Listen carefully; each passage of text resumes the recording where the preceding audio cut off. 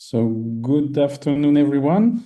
It's a pleasure to be here with you for this Zonal Council meeting 2025. And we have the pleasure, of course, to have the FIDE President Arkady Dvorkovich with us, who is in charge of the first step of the meeting, which is the introduction words. Yes, thanks a lot, Lauren. Welcome everyone to the Zonal Council meeting. I will do my best to stay through the whole meeting and continue chairing it, but at some points I might go like back and forth. So if there are any questions, please just send to the chat or just wait for a couple of minutes. I'll be back at any time. So. Let's keep it interactive. Let me start with saying that the Zonal Council is one of the biggest events during the online Congress that we are having now.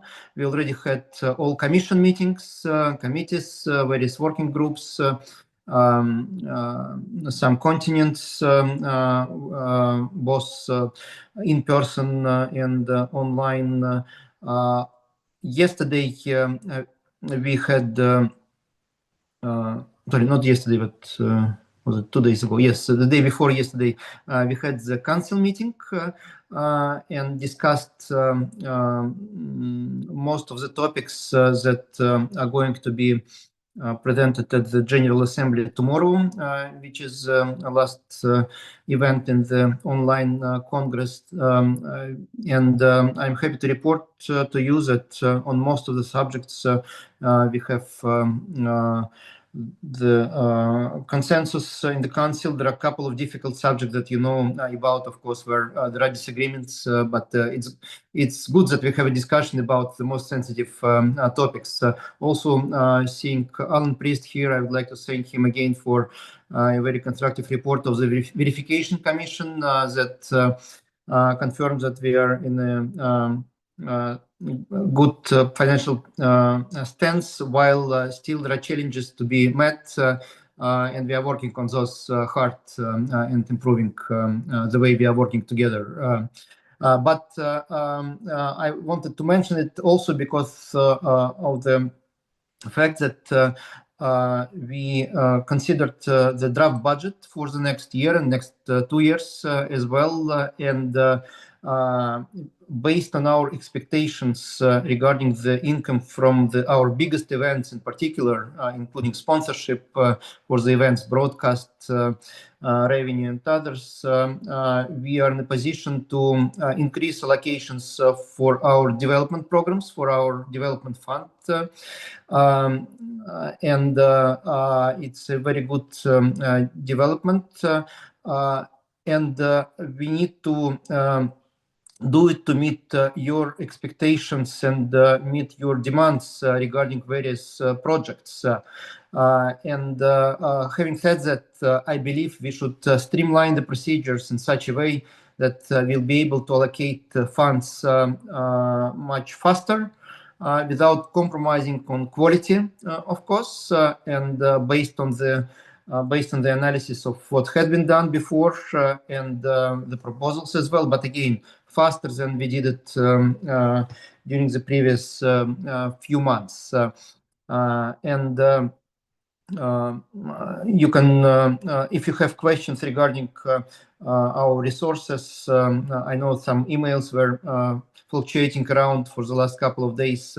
Have any questions, please ask directly. We have all the answers to those claims and requests, but we have a solid financial position to run our development programs in a smooth way. Now, next year is, of course, the year of the Olympiad. And it's the biggest event we have, along with in-person Congress. One of the biggest allocations in our budget is travel grants. for the Olympiad.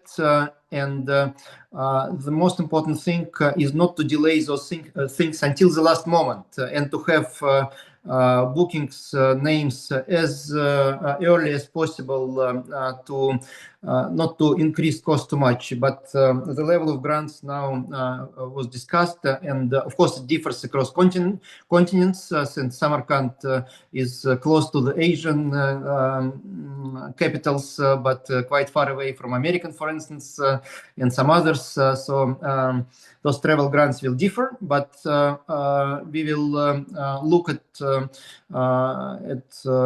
individual cases besides the general level that we set for everyone. Also taking into account our priorities. I remember our conversation in the Caribbean regarding grants for those women teams that were missing in the last Olympiad. So we need to make sure that all women teams are present, of course, and that will be done. I would like to thank all of you for good activities that you had this year across the globe, both at the national and zonal level and continental level. We do want to see more zonal projects, more zonal initiatives to support, including events, tournaments, seminars, capacity building, all kinds of events. So please do not hesitate to submit those zonal requests besides the standard national and continental programs that we already have. Today we have quite a few items on the agenda that are very important. We are coming from the social chess year, and we will have reports on that to the educational chess year. And we have already the draft plan that had been discussed by the working group 2 days ago. So it will be presented today. Also, we have special initiatives related to small federations and also many projects on the agenda of the Social Commission. So let's hear those things, and I would like to thank all the colleagues for doing their best both to deliver this year and coming to the next year having very clear plans.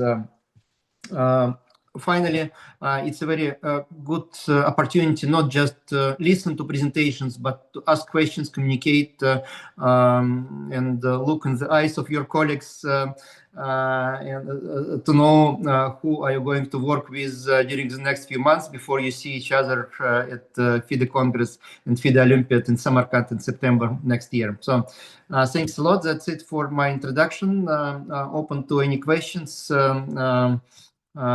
Please let's continue. I will leave it to Laurent to run the meeting. But again, I'm here. I'm not running away here from any questions, requests. So please.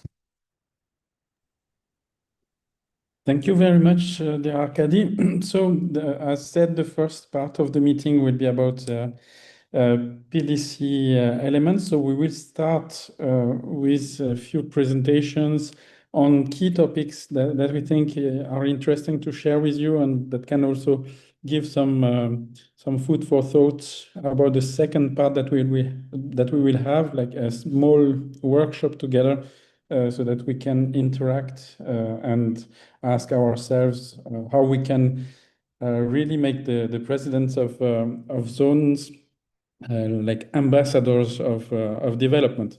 So the first topic that we will cover now is about small federations development. We understood that the very young federations or small federations are demanding for a bit more guidance. So our colleague from the Commission, Geoffrey Mwanyika from Tanzania, started a very good work on the topic, and we would like to share with you briefly about the orientation on this topic.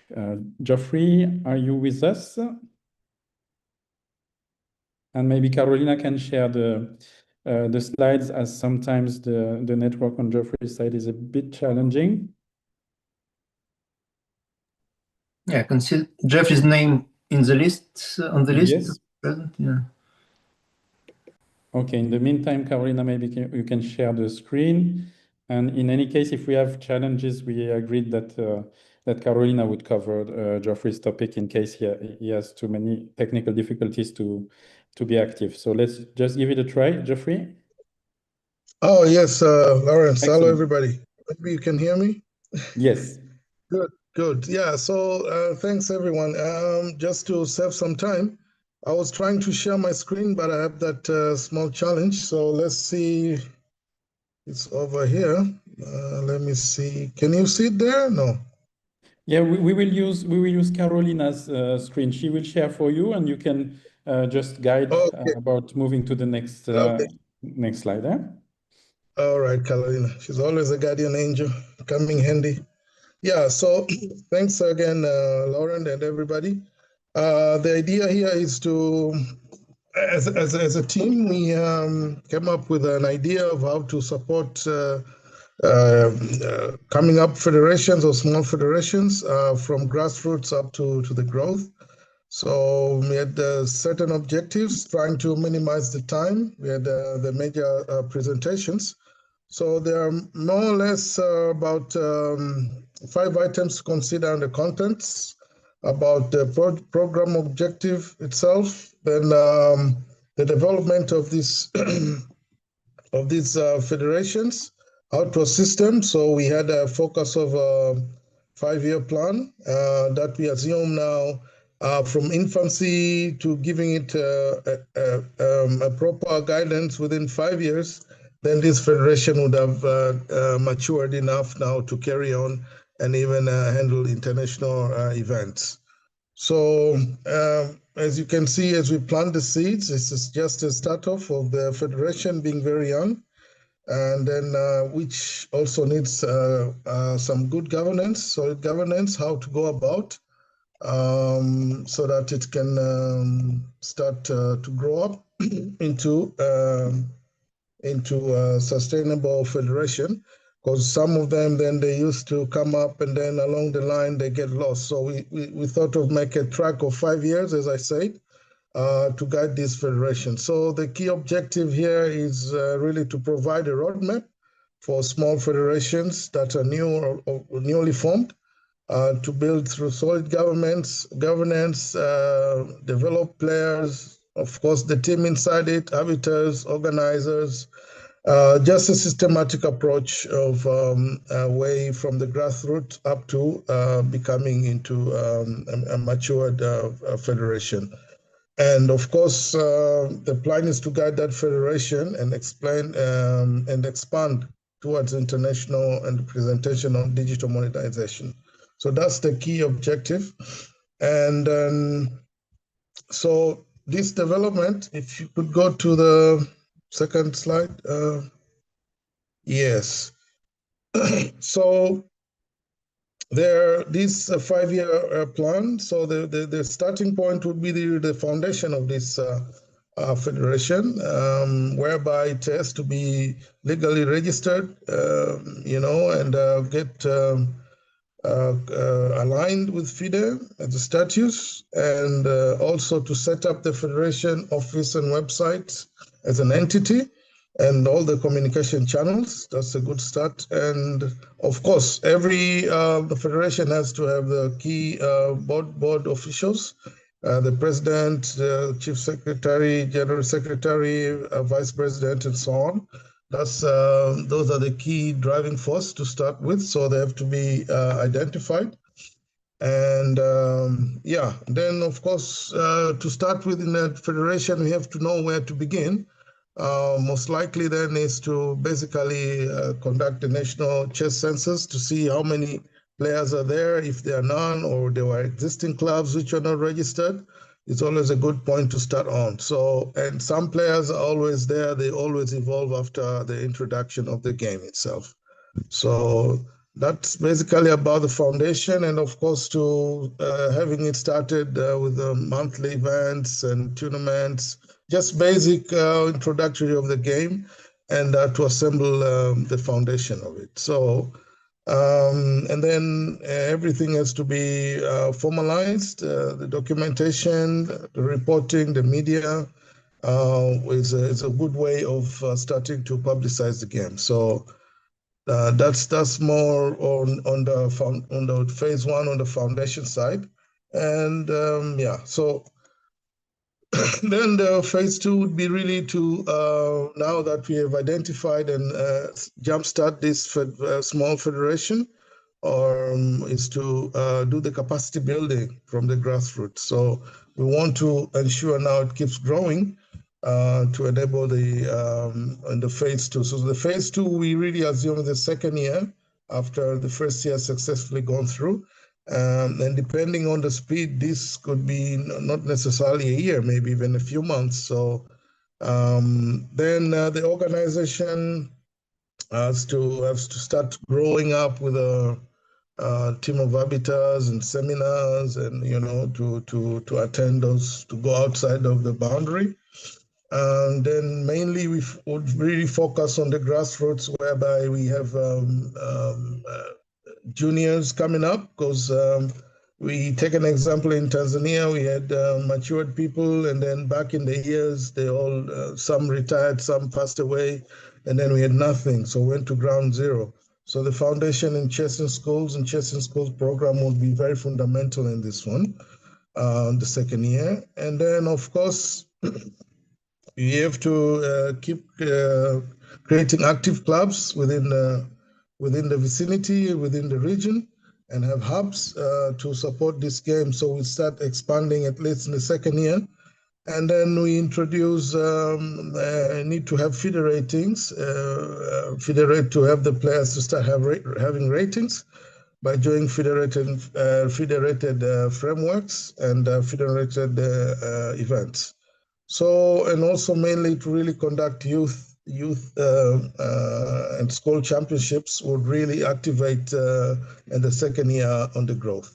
So, and also to build up a partnership with school and youth organizations and inter-schools events to have the second year in the growth of phase of this federation.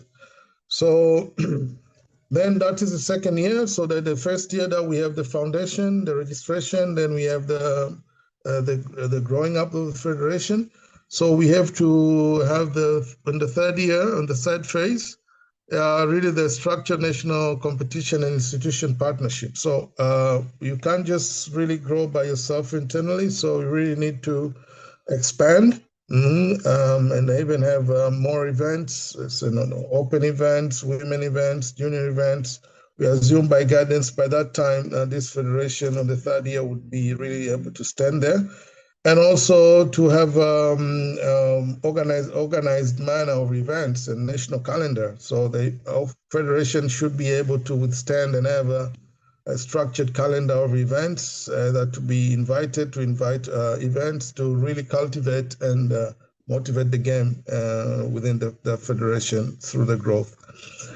And of course, to really allies with the ministries and sports, national sports councils maybe, and sponsors, because really that's where we rely on, so they can really know about chess. Like say in Tanzania, we have mainly football fanatics, but nobody will really much know about chess. So media and advertising the game through the National Sports Council and Educational Ministries really helps. So we really have to engage the government as well on the third year. And of course, another tactic would help in that the third year would be having open FIDE-rated events and able to have more FIDE-rated players and getting recognition in the FIDE database of and then be able to track the growth of this federation through the third year.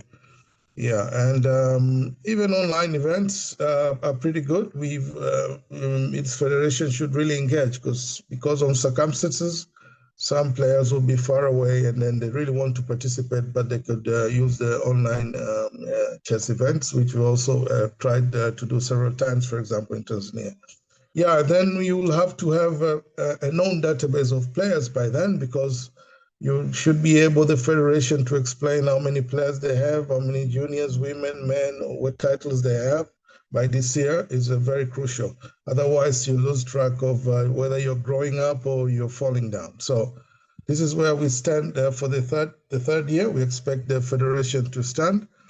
And then it can be an opening door now to the PDC, for example, now to start asking for support, because most federations, they're just on the infancy. They want to have over expectations to have everything while they just even started. So by this year, we can be welcome to even for PDC application of supports of major events. So that's the third phase. And then, of course, on the fourth phase, which is expect the smooth fourth year that comes in, is to go with the technology or digitalization and regional integration and talent development. So that's very crucial. After the federation is there now, it can be able now to have access to facilities, maybe through the PDC, and also have to be able to have online events and tournaments, and be able to use the basic digital tools like DGTs and so on, which most of them want this at the infancy stage. So it's really like an overkill by then. Mainly to really push on junior national events and develop junior programs, because now this is where the heart of the game is. Before maybe some would really decide to be professional chess players before they have serious commitments with life and other issues. And really need to develop also arbiters and coaches to keep on the training. So we are very thankful for FIDE. Or usually, like for a case, I use a model of Tanzania as we were growing up, as I took from infancy. During the Olympiad, we have several trainings there which we apply through, and mainly we have to have in-house capacity on arbiters, and because before we used to outsource to have federated events. Participation of national and international and zonal events. Yeah, we have to go across borders, that federation, to keep now interacting, and more recognition will be there about that federation. And then, so that's basically on the fourth year. We expect now to be more of a national and international recognized federation, which is to grow up and also to be able to develop annual reports, especially maybe on the funding spend and events that were carried out. So that's by the fourth year, this federation should be able to explain, because without reports, we don't know where we're going. And lastly, on the fifth year now, we really has matured. So now we know this federation has come into international standards now. It can host international events, attend international events such as zonals, FIDE, or Olympiad events, and various chess events, and also participate in various promotions of the game, and also to maintain the funding, because you really need now by this time the federation also to really be able to stand, because PDC supports, FIDE supports these federations, but should not really be a burden for 100%. So they should be able now to have enough members and request for grants for sponsors, and in their local federation. They should be able by this time to stand on themselves. They can also get support. And of course, to be able to acquire these advanced tools, if you have to have those international events, you need the DGT and clocks to be able to upgrade and update, because there's also wear and tear. They can be able also to do that during themselves in the 5 years with proper support. And of course, the annual calendar and reporting is also very important. This has to be a continued progress. So within those 5 years, and then we trust this model will work now. This federation will have matured now to have in-house capacity with coaches and sponsors, and also really to interact internationally, and keep on breeding the young chess players so that it doesn't collapse again. And of course, submission of the PD's funding for a funding is very crucial. Otherwise, then there won't be any funding, because again, some federations were not even able to explain how the fundings have gone, so that it can be advanced again. So these are the crucial guidance we'll have to support this federation. If you could go to another slide, please, Carolina. The principal guides, yeah. So there are principal guides. We just not leave the federation by itself. So we really need the human capacity, because that's really the base ground. Without involvement of participants and chess players, really won't work. And human capacity is federated players, trainers, coach, arbiters, and event organizers are also very important in the growth of this federation. And activities of hardware, like meaning mainly regular events, matter more than just buying chessboards. So we need to have capacity in humans where the interest is. We publicize the game and really put on. So we really have to have a guide to this, keep as a continual event. So and also collaboration. Collaboration is very crucial with the governments, the schools, and sponsors. This should be a continuous process to keep the federation upgrowing and interacting. Also, as I said, the government also has a key role, not just the federation stand by itself. And transparency also, as I mentioned before, and reporting is very crucial. So we really know where the federation is, what it's doing, following the calendar, especially also on the funding. This has been also an issue in many federations, and when they collapse because of this. So transparency, openness, and reporting is good for even to acquire funding in the future. So this guiding principle will also be part of it to make sure this the federation doesn't lose track and fall off. And of course, continuous learning is also important. You know, going for training there was one quote I had in our PDC meeting, I think was from maybe Carolina herself. I think they said leaders never stop learning, so we have to keep on learning, even if you think you know, but you always forget something. So that's how you keep up. So this is what we will always remind this federation about. And then also succession plans and everything like that. So otherwise, there will be a collapse. So if we could go to another slide, please, Carolina. That's okay, went to a conclusion. But before that, then, of course, there are some deliverables. Before we go to conclusion, maybe I can mention you need some tools and deliverables.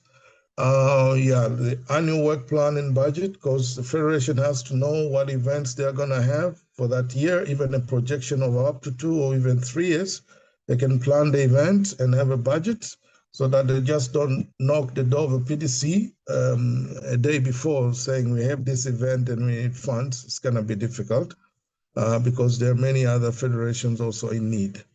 And a strategic plan is also crucial for this federation to have. We'll keep the guidance on this step, and also the activities, what they do, and the report forms. So everything that is done, whether you had a FIDE online event, rated event, has to be reported, and then see how successful it was, and if there were some setbacks, what there were to improve on the next time.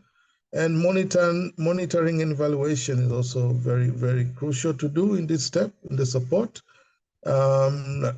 Checklists on FIDE PDC project eligibility, and so on, so that this federation has to be able to withstand.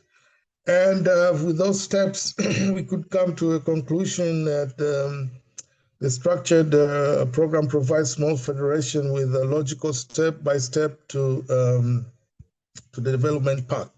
So that's the guidance from InfoC all the steps up till the end, the maturity, and so that it doesn't fall back. It's a step-by-step process. Of course, we anticipate 5 years will be smooth, but it depends. Some are very fast, and we have to really follow up on them and the way they report. So otherwise, it can be shorter than that. And then, so by focusing mainly on the people first organization, the grassroots and activities, the Federation builds a strong base before expanding into technology partnership and international presence. So that is our small project under guidance of our chairman, Laurent. He gave good guidance to come and develop this up. So I hope it will be interesting and then we get support. And then I think this would guide the federations not to fail. Yeah. And then having that said, thank you very much. Thank you very much, Geoffrey, for sharing this. I think this is something which illustrates well the approach we wish to have, to be more pragmatic and down to earth to some topics. Like we could call this one the roadmap to our first 1,000 federated players, for instance. And we have many federations which are not yet at 1,000 players, so they could benefit from that. Of course, as mentioned a couple of times by Geoffrey, this is a guidance. It's not like they must follow step 1, then step 2, then step 3. But the idea of the final deliverable that we will provide is that for each of the items that Geoffrey described, we would have also illustrations of objectives of ways to reach the targets. And that can really help the small federations in case they don't have experience from their professional lives, etc., to have an illustration of what they could target. And also maybe in a more selfish way. I mean, sometimes it can also help us when we are discussing with federations and we see that some projects are recurring year after year, where we would expect that the support from FIDE would be the initial push, like we often call it. And the idea is that when we support a project 1 year, then 2 years afterwards, they should demonstrate locally also that they are capable and also attract some support, so that the support that we provide from FIDE is also orientated on new areas which contribute to growth. And without starting the mini workshop that we have, this can also be a tool for you as zonal president, maybe to help when it's delivered, to discuss with your member federations and help them orientate what the next target can be for their growth, and to encourage, generally speaking, a growth mindset. So we can continue with the next topic. I just had a quick discussion with Carolina that it would be more appropriate to go for the funding topic first. We have a question from Ronald, quickly, maybe? Laurent, how can we know if the Federation of our zone did make a petition for funds for this year? For this year, we can you can see from the reports, but that's a good point for the future. If we want to make you real ambassadors, we should provide some tools, probably, that for your zone you get a report or something that about your federation members, your member federation, sorry, that you could see, okay, out of my 10 or 15 federations in my zone, only 2 applied so far. So I can help to push so that they also find relevant projects for the funding. Indeed, yeah, I think that's a good. Okay, we are already working on the next topic. I sent you an email. I sent you an email. Yes. Thank you. Okay. Thanks. So the next topic, we can move on to the funding topic. Carolina.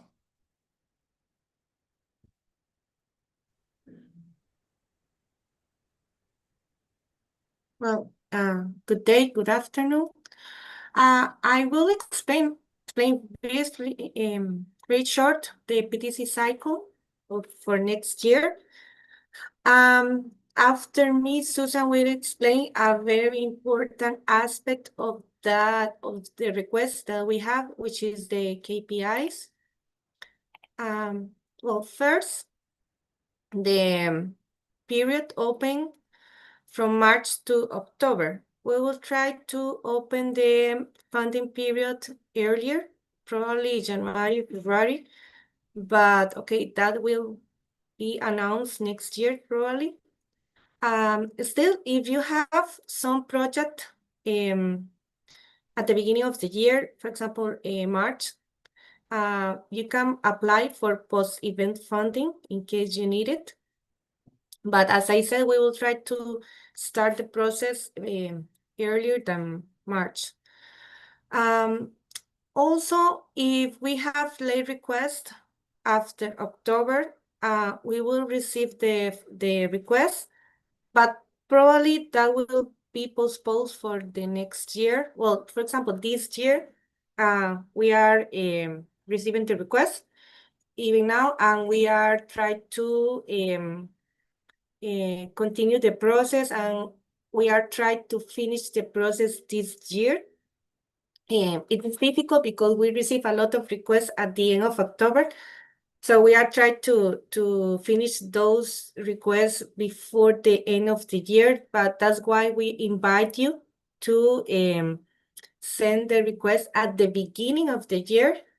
In that way, we have enough time for you and for us to do a good process and actually the resolution of the process will be probably before your event. So that's why we invite you to do it at the beginning, not at the end. Also, the FIDE continents and the commission shared the annual plan at the beginning in February. The idea is, as I said, that the funding request reach FIDE or the PTC commission at least 1 month prior to the project. So if you have a project on July, the idea is you send the request at least on June, 1 month before the event. Even the idea is 2 months before, but okay, if you send the request 1 month before, it's okay. We have enough time to finish the process. This is the general process. It's the same process for the federation and for the zonals. We did a little change in the process for the 2026 period. Well, first you send the email that you want to present a project. Once we receive the email, Danara will check if you fulfill all the requirements. In case of the federation, is that they signed agreement, that they are not in areas. Well, in case of the zonas, we check that for example, the agreement is okay, but it's easier with zonals than with federations. After that, Tanara send you the survey. In the survey, you will find a form. The form is very similar. Well, this year we use the survey. The survey will guide you throughout the information that we need to evaluate your process, the goals, the KPIs, how many, if you are organizing a tournament, how many players do you expect, and so on. So the survey guide you throughout the information that we need. The idea is that you give as detailed information as possible in order that we can understand your project. Also, Danara will send you a budget template in which you will add not only the expenses and the income that you are requesting to PTC. The idea is that you send us the full budget, all the expenses, all the incomes that you will have for that project. For example, not only PTC support, also sponsors support or the federation income and so on. We analyze the application. The application is analyzed by the conciliar, by me, or Kema as a secretary, by Lauren. If any of us if any of us evaluate the application and we think that the evaluation is not clear, so we will schedule a pitch meeting in order to clarify and to commend the project, to do some recommendations. After the pitch meeting, you have to start the process. You have to send again the application and we will evaluate again the application. So that's why it's important that in the first application you send the information as much as detailed as possible, because in that way we don't have to schedule the pitch meeting, so the process is not delayed. After the evaluation, after we do the evaluation and we approve the project, that application goes to the deputy chair evaluation, which is Dana, and the treasurer evaluation, which is Chem. Usually they support our comments, but sometimes they do another comments or they need another clarification. So if they need more information, we'll ask you, in this case as zonal president, to do the clarifications.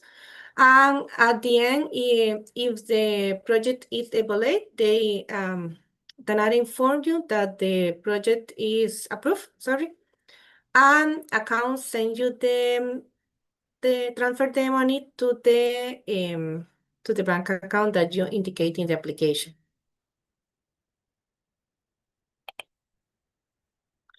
For more information, we invite you to check the guidelines. Well, next year we will have a new one, the 2026, but right now you can check the guidelines 2025. And in case of the zonal, we ask that the project has regional impact. For example, that if you are a request for a project, that project impacts several federations, well, the federations that are under your zone. Also, the zone, according with the guides, you can check the guides in the link I provide you. The zones can ask fund for hosting events, also for capacity building, for expanding the organization, for example, sponsor partner engagement, chess demonstration, advertising activities, lobbying effort to include the chess into the Continental Olympic Games, social project, chessing education. Next year will be the chessing education year, and preservation of chess history. Those are the priority areas that the zone can request for funding. But as I told you, the idea is that those projects have impact in several federations in your zone. Why I told you that? Because sometimes the continent of this or the zones send requests for that that benefit one particular federation. So the idea is that if you send a project, that project have impact in several federations, not only in one. That's the goal of the zonal project. Okay, this is my part. Now Susan will show you or explain you about the KPIs. During the process, one of the aspects that we see that federation needs more help or more orientation is that topic, the KPIs. That's why we decide to share with you. Well, Susan will share with you some information, some recommendation for the when you do the request. Susan, are you there?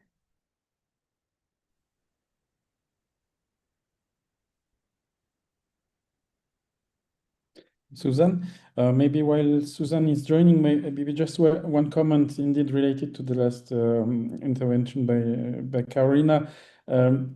One of the ideas is that we wish to see sometimes better formalized requests or more focused requests. So this is also an echo to Geoffrey's presentation earlier, and often we receive requests where the objectives are not clearly in line with the label of the projects or such things. So one of the works we wish to start with federations is really that they think about their objectives and by connection to the related KPIs, so that when they present a project, it is really meaningful and really well formalized and presented, really a good project, rather than sometimes we receive some ideas rather than projects. So I think Susan is now ready. So if you can just cover quite briefly, because we are running a bit late. I'll do it very brief, Mr. Chairman.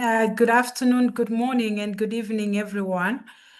For me, I'll just emphasize why KPIs, we want to demystify and try to make it clearer, because I think in the previous funding process or cycle, there were some myths about KPIs and why most federations felt that probably KPIs were, just delaying the funding process. So we want to emphasize to our ambassadors, the federations, through the Zonal Council, that we need KPIs as part of the planning and development funding process. And so we've been asking questions. I mean, even to ask federation members, say, why are we talking about KPIs and why KPIs are essential? And for us, we always say that KPIs measure progress towards strategic goals. And everyone also, it also helps to ensure that everyone is aligned and also enable data-driven decision-making.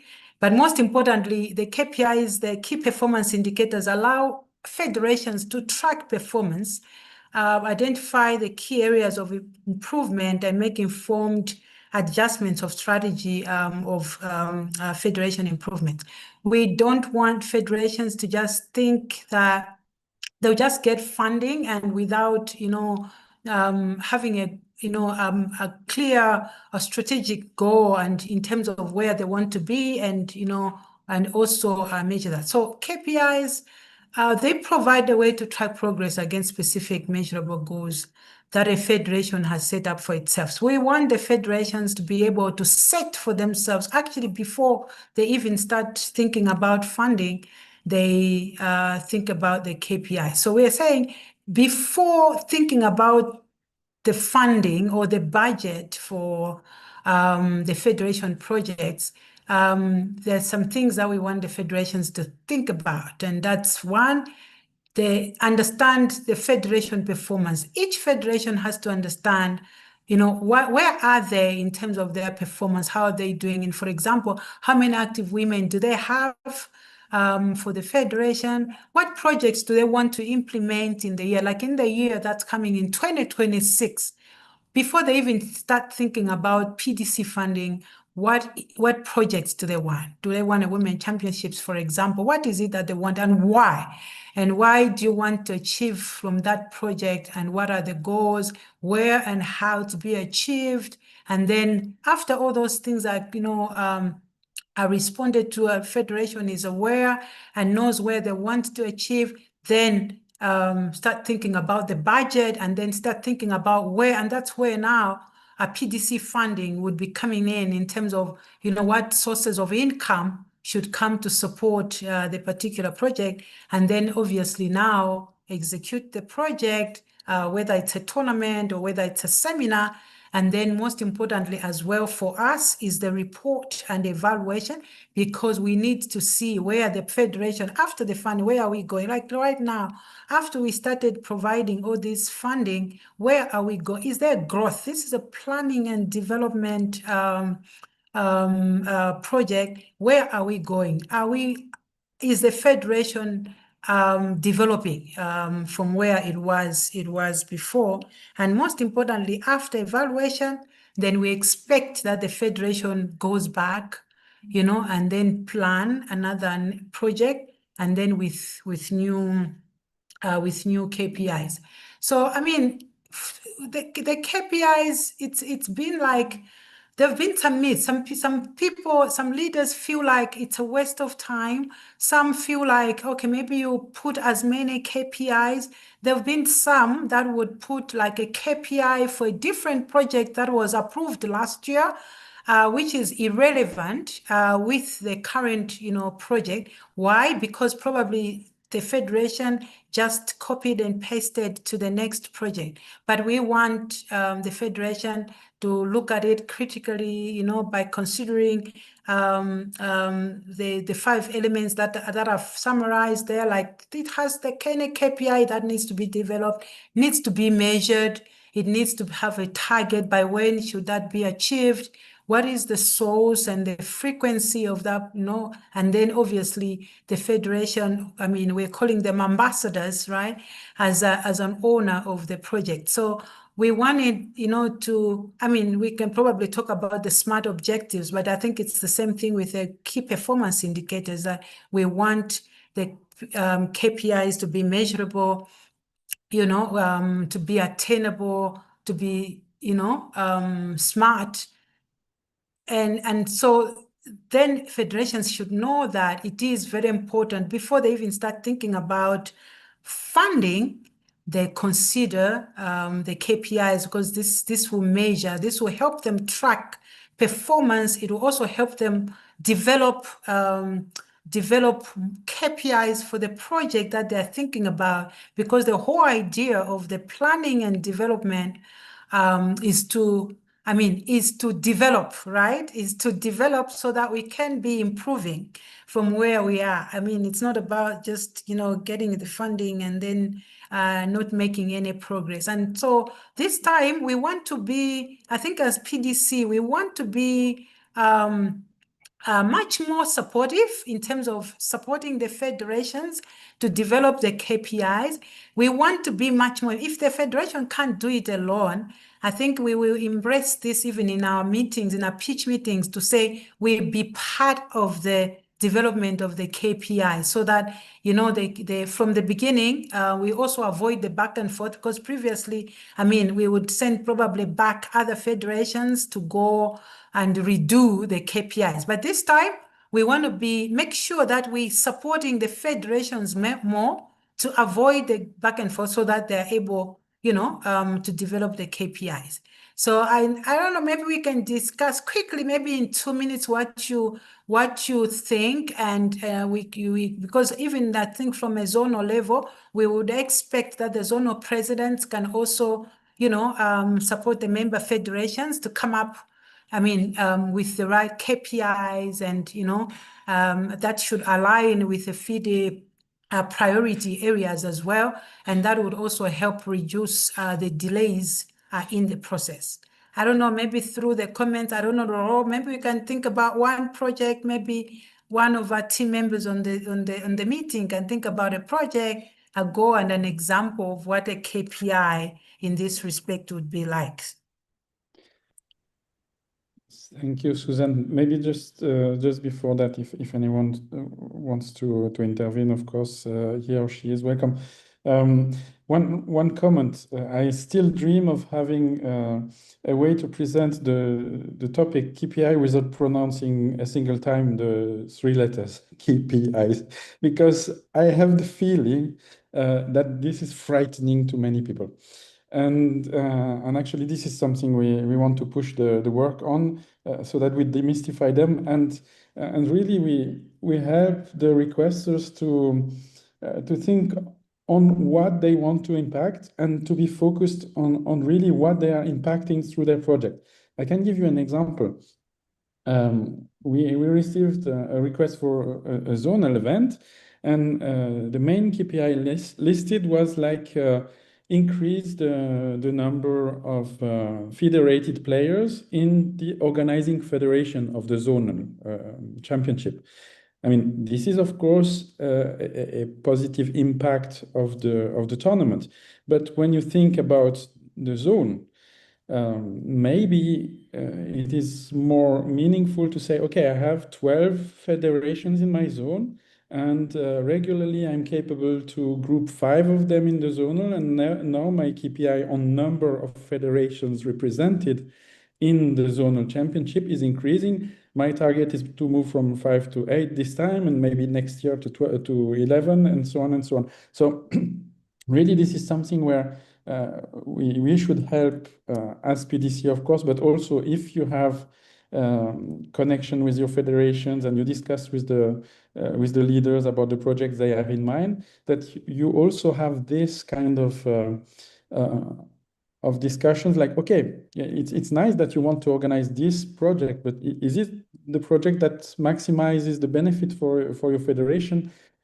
Just to to emulate the discussions with your colleagues. Does anybody have any comment or reflections he wants to share about this topic?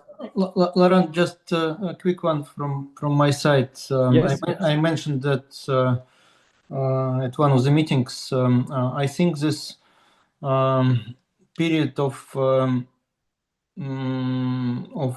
not funding and even not considering requests at some moments is very long. It's like October, November, December, January, and February. It's almost half a year in effect. I think that doesn't make any sense. First, of course, you can have New Year or Christmas holidays. It's not things to discuss. But otherwise, requests should be considered throughout the year. And if request is coming, let's say in November, then and the event, let's say, is in January or February, why not? It's still okay. It's still enough time to consider the request in November for February, let's say.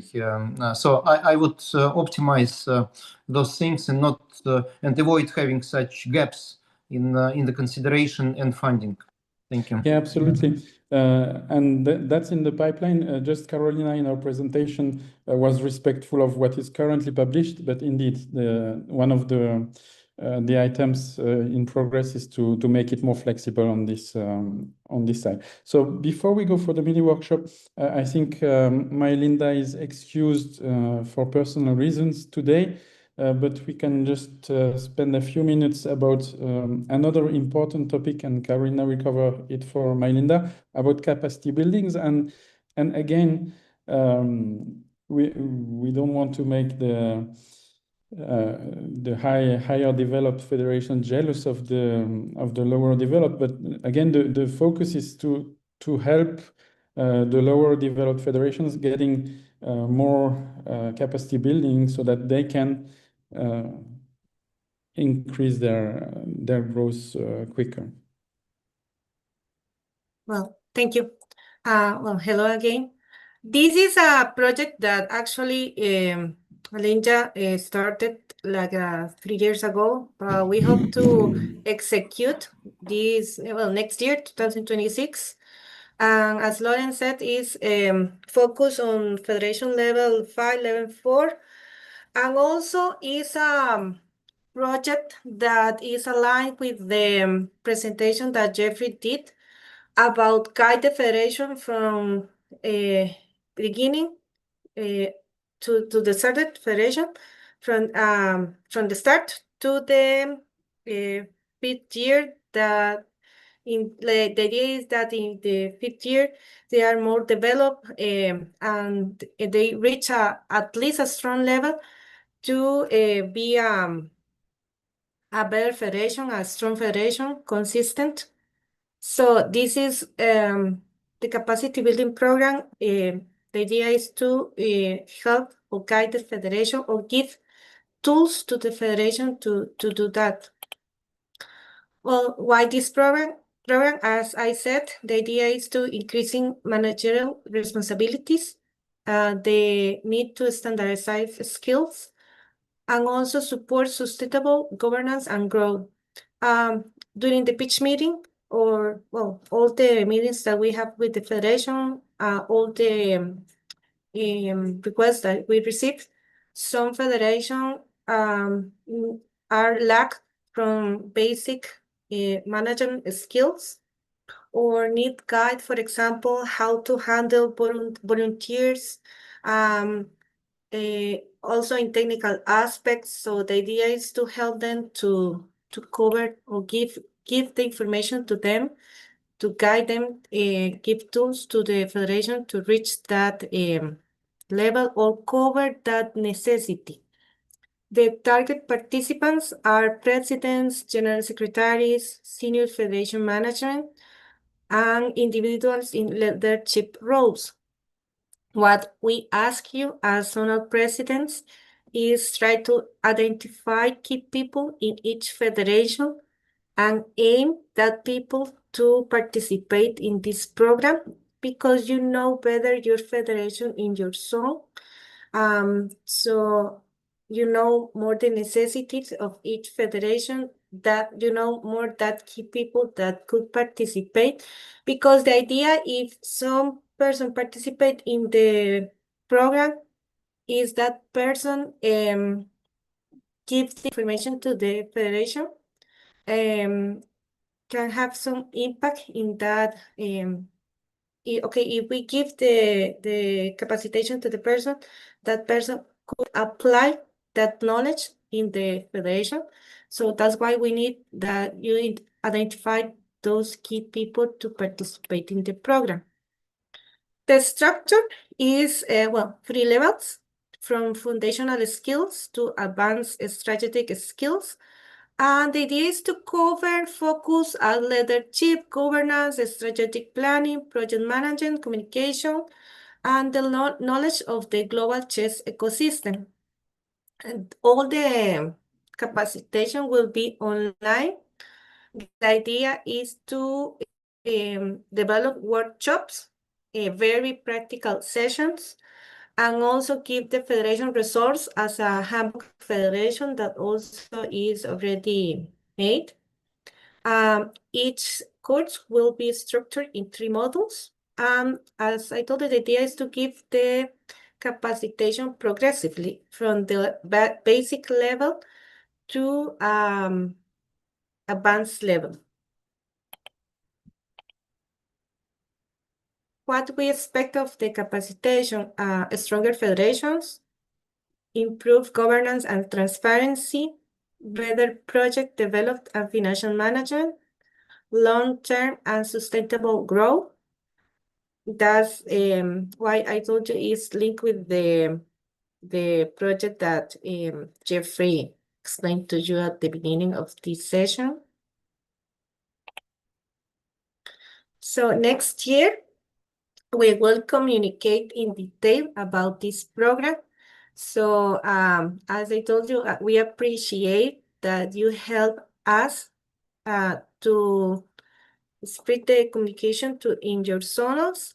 Try to promote the federation to participate in the program, especially those federation level 5 and level 4.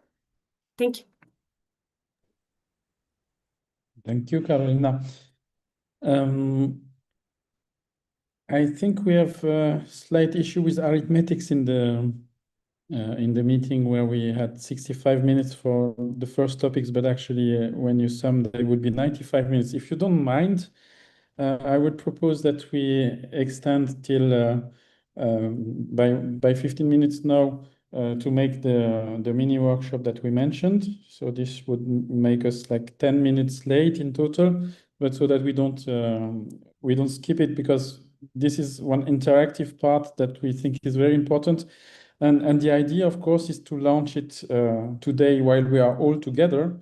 But it can be also useful that we continue it on a connected basis all year long. I mean, that we really have you as ambassadors, as we said in the introduction. So we had two questions that we wanted you to think about in order to see how we can increase the synergy with federations and with FIDE and PDC in general, in order to support some successful projects, how to emulate successful initiatives from federations in your zones. And the second question was how to support your member federations' development.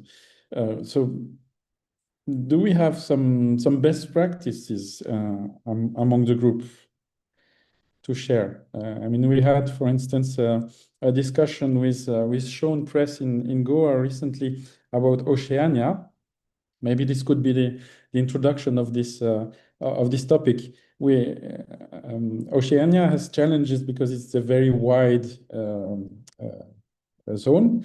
All federations are split among thousands of kilometers, and actually Sean did the work to propose to support the participation of federations through the Oceania Zonal Association. And through the discussion, we thought maybe because not all of them applied, it could be an idea to work differently in the future. Maybe Sean, you would like to share about this as an introduction for this topic.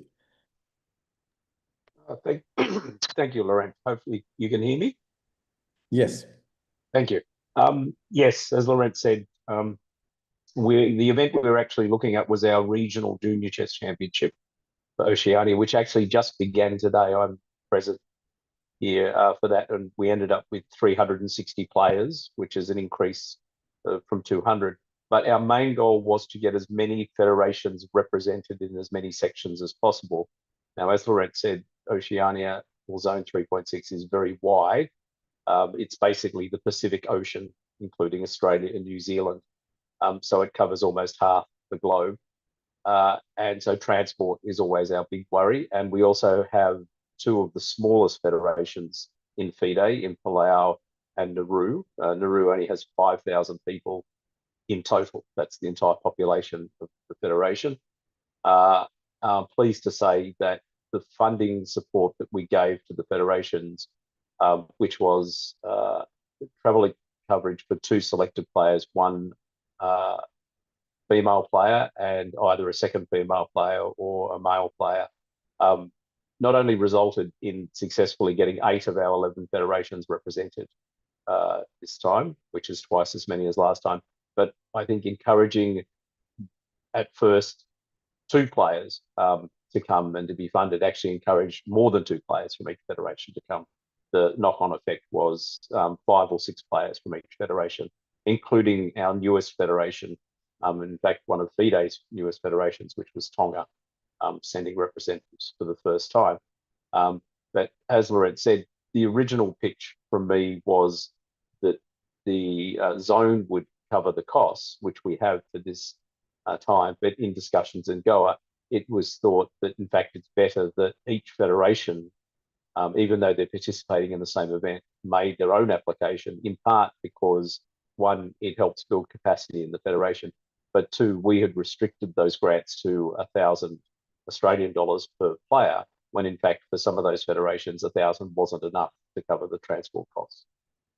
So is that the summary that we need, Laurent? Yes, sure.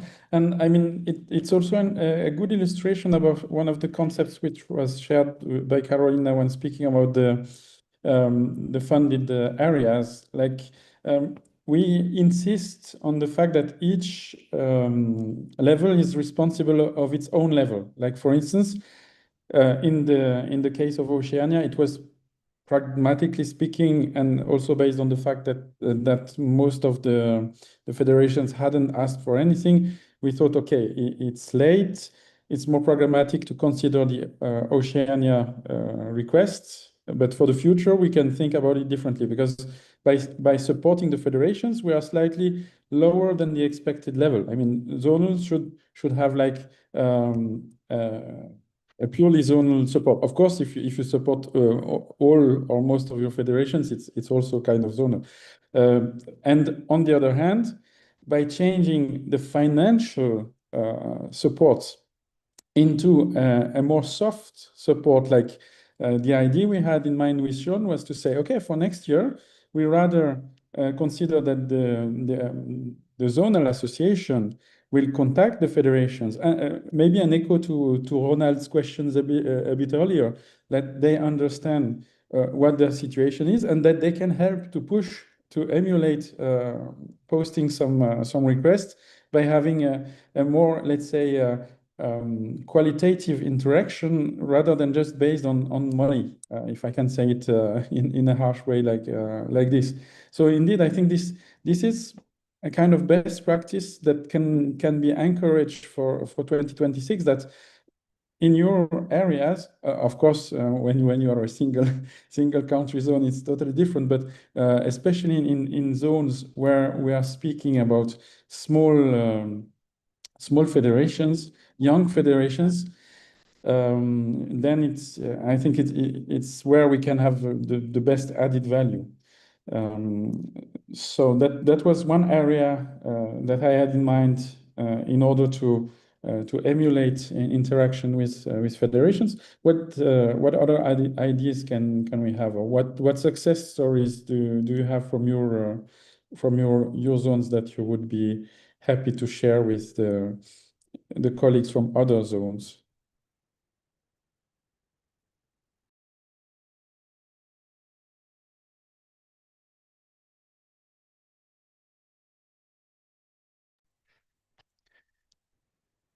No particular input. And about purely zonal activities, we mostly receive requests that are related to organizing the zonal competition. Are there among you any ideas that maybe at the moment, if we don't speak about actual success stories, do you have any ideas about your zone that you could not yet implement? And maybe you would share why you could not implement them.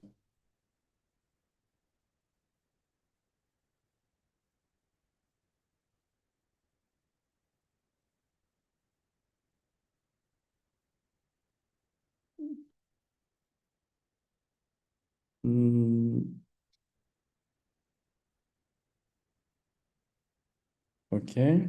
No.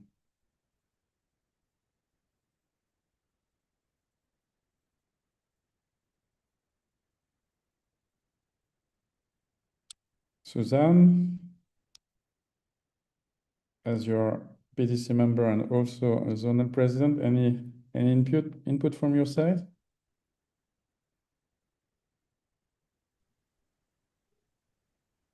Well, not much. Just to talk about the capacity building that I'm in Harare right now at the Africa Youth Chess Championship, and we had the ACC Congress, and I think the issue of capacity building for leadership, to improve governance for federation leaders, I think is one welcome development. And also the issue of PDC delays, right, and processes and how to improve the process came out very strongly in the ACC meeting. And so our federation leaders are looking forward to a more improved process, for them to access funding for next year.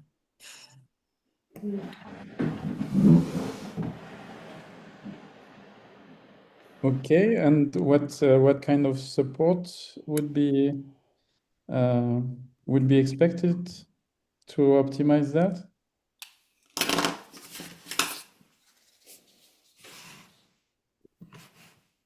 Yeah, so I think the issue was more to understand how the process would be better, how they would be better supported to make the process much not delay. I think much more efficient and not with delays, because they indicated that I think most of the projects get affected with when funding delays, and it makes planning and for projects hard. And yeah, but I think with commitment for flexibility in the cycle of the funding period, I think that was more welcome, and they're looking forward to a more improved and efficient and productive process for them to access funding much easier than now, which they felt now looking for funding from PDC is like looking for a needle in the ocean. Says it's been very hard, I think, in the past year. That was some feedback. That was some of the discussion that I thought, I mean, it also came up in my zonal meeting yesterday in terms of how we are going to improve the process to make it more efficient and more easier for the federations. And of course, yeah. Yeah. Okay, got it.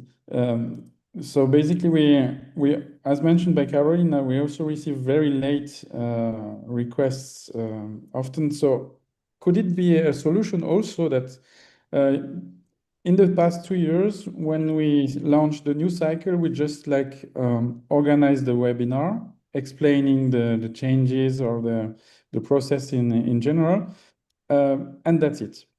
Do you think it would then make better sense that when we do that, we emphasize that the cycle is started and we share it with you as zonal presidents, and that you have let's say the more direct network with your local federations, and then that could pass the messages on a wider way? I mean, the webinar is recorded, it's available online, but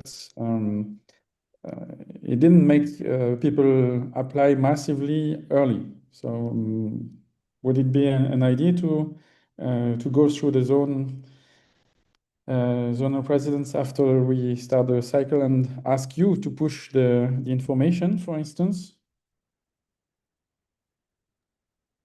Yes, Laurent, at least from my experience, that would help. I think the federations in my zone still see FIDE, PDC very distant as opposed to the interaction that I have with them. Yeah, that's a very good point. I mean, as zonal presidents, you are more FIDE literate, if I can call it this way. You understand better how it goes, and then you can translate in their own understanding what is going on, and you can help spreading the good practice and official information if it did not reach them in another format. Okay, I have a question in the chat. So, is it possible to reintroduce the direct title and increase the funds for organizing the zonal championship? That's the direct title, I think, is not up to PDC, generally speaking. Increase the funds for organizing the zonal championships. This has to be checked based on the overall budget that we have for the next year. So I can't say yes or not, but can I add something here, Laurent? Yeah. Wearing my QC secretary hat, this question came up last year as well. The issue at the moment is unfortunately only affecting Africa, and the issue is caused by the Global Strategy Commission change of rules, in that because the allocations for Africa for the World Cup has dropped to 3 and you have 5 zones, you can't award direct titles. because you require a qualification path to the World Cup to receive direct titles. QC has been actively working with the Global Strategy Commission to try and fix this, and we've sent a number of proposals to them to try and reinstate either the minimum number of events, qualification spaces, or modify it in such a way that either the zonal qualification qualifies for the Grand Swiss, and QC will adjust the regulations to reflect that, or probably the better solution, but Global Strategy Commission haven't come back to us, is that the continental champions and the spaces for the continental championships qualify players for the Grand Swiss event, and the zonals qualify players for the World Cup. But this is a proposal that is now on the table with the Global Strategy Commission, and I haven't received a response on that one yet. But unfortunately, as it stands, yes, direct titles from African zonals are not happening, and QC regard this as unfortunate. Thank you very much. Let me make a comment on what Sean just said. There are a few separate subjects here. First is, again, direct titles. You can link it, or you can avoid linking it to qualification to the World Cup or Grand Swiss or whatever. Now it's kind of linked, but it's not like in the Bible or Quran that it should be linked necessarily. But again, that's one thing to discuss. From my personal perspective, direct titles is more about the level of events. If the level is good enough, then why not to have a direct title? But the question is if we can guarantee that the level is good enough. So let's still discuss it. It's a good subject for the decision making in the first half of next year. Second is the level of funding for zonals. Again, let's consider that. I understand that it also depends on distances, on number of people. So number of people affects the number of arbiters, etc., etc. So all kinds of aspects related to that. So that's the second one. The third one is qualification to the World Cup in particular. Yes, there is a proposal on the table to increase the allocation to the continent, so that in particular in Africa, enough spots for zones, but it would require the change in the format of the World Cup overall. We are considering such an option where we will have more players in the first part of the World Cup. You will hear the ideas very, very soon. I just don't have it in front of me, but the general idea, yes, it is to increase the number of players. And then it's a question of the continents, whether the continents want to allocate more spots for zones, or they want to keep their spots for the continental events. It's a tricky one. And we need to discuss it and make sure that it's balanced. But again, the continent can decide how to allocate the overall number of spots. We will increase the number, hopefully.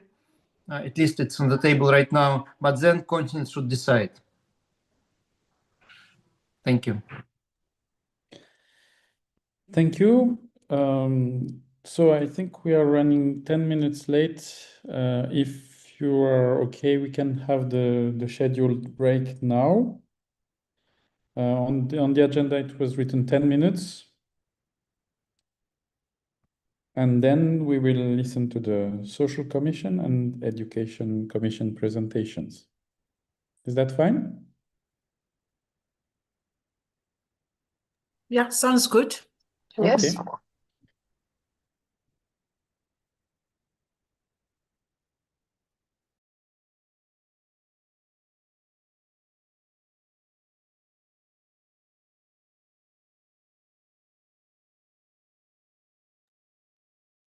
I just paused the recording and we'll reactivate it after the break.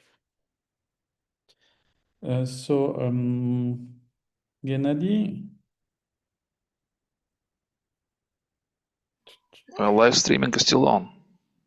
Okay, sorry.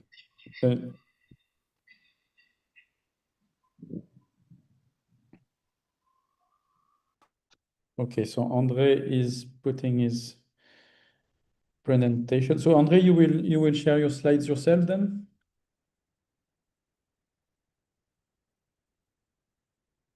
Yes, Laurent, I Okay, will good. share my slides. Huh? Okay. So we are ready to resume in a few minutes after the break. Yeah, excellent.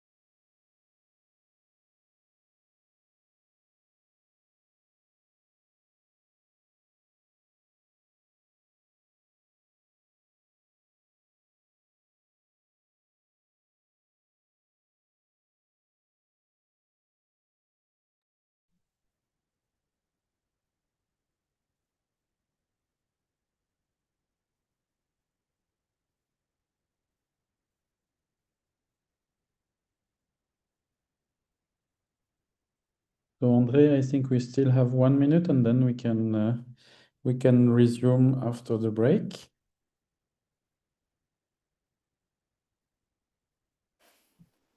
Yes, I'm ready. Excellent.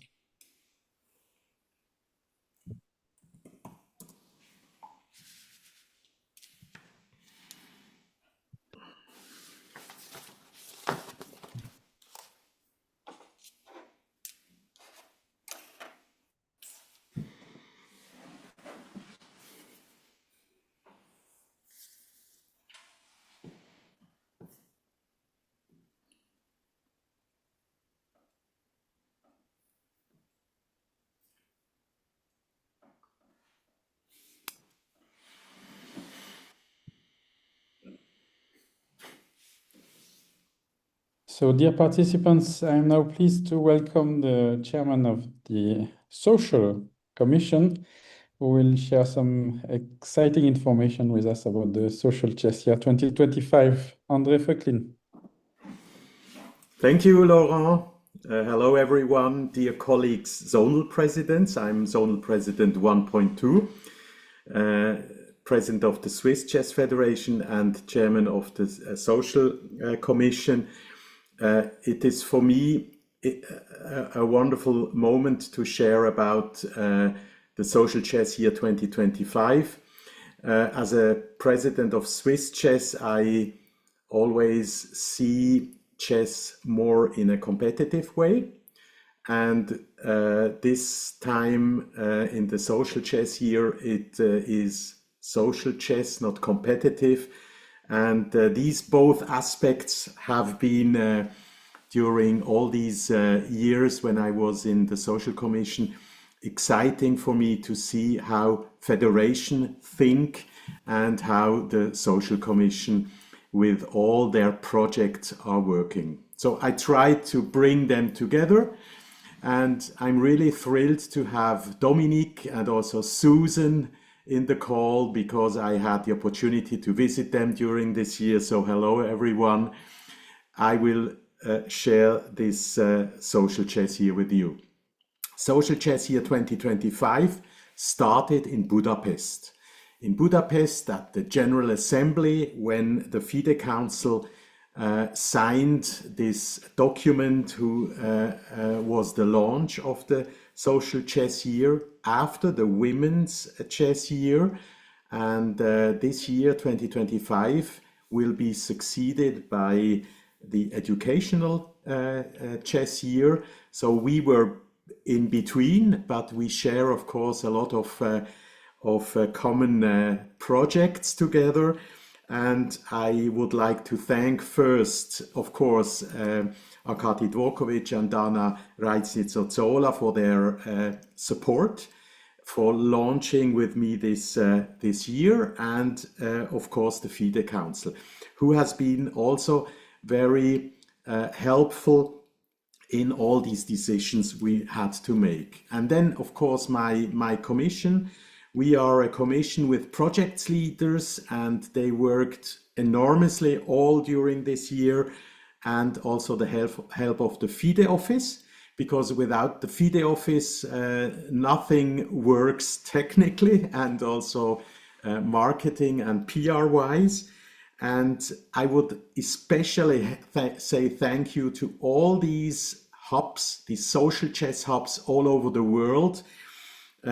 I would like to name some of them: Abu Dhabi, Dubai, Malawi, Matosinhos in Portugal, Madrid, Merida, Batumi, Georgia, and also Yerevan. These were the stations I had the opportunity to visit, and I saw all this passion, this dedication for the social aspect of chess.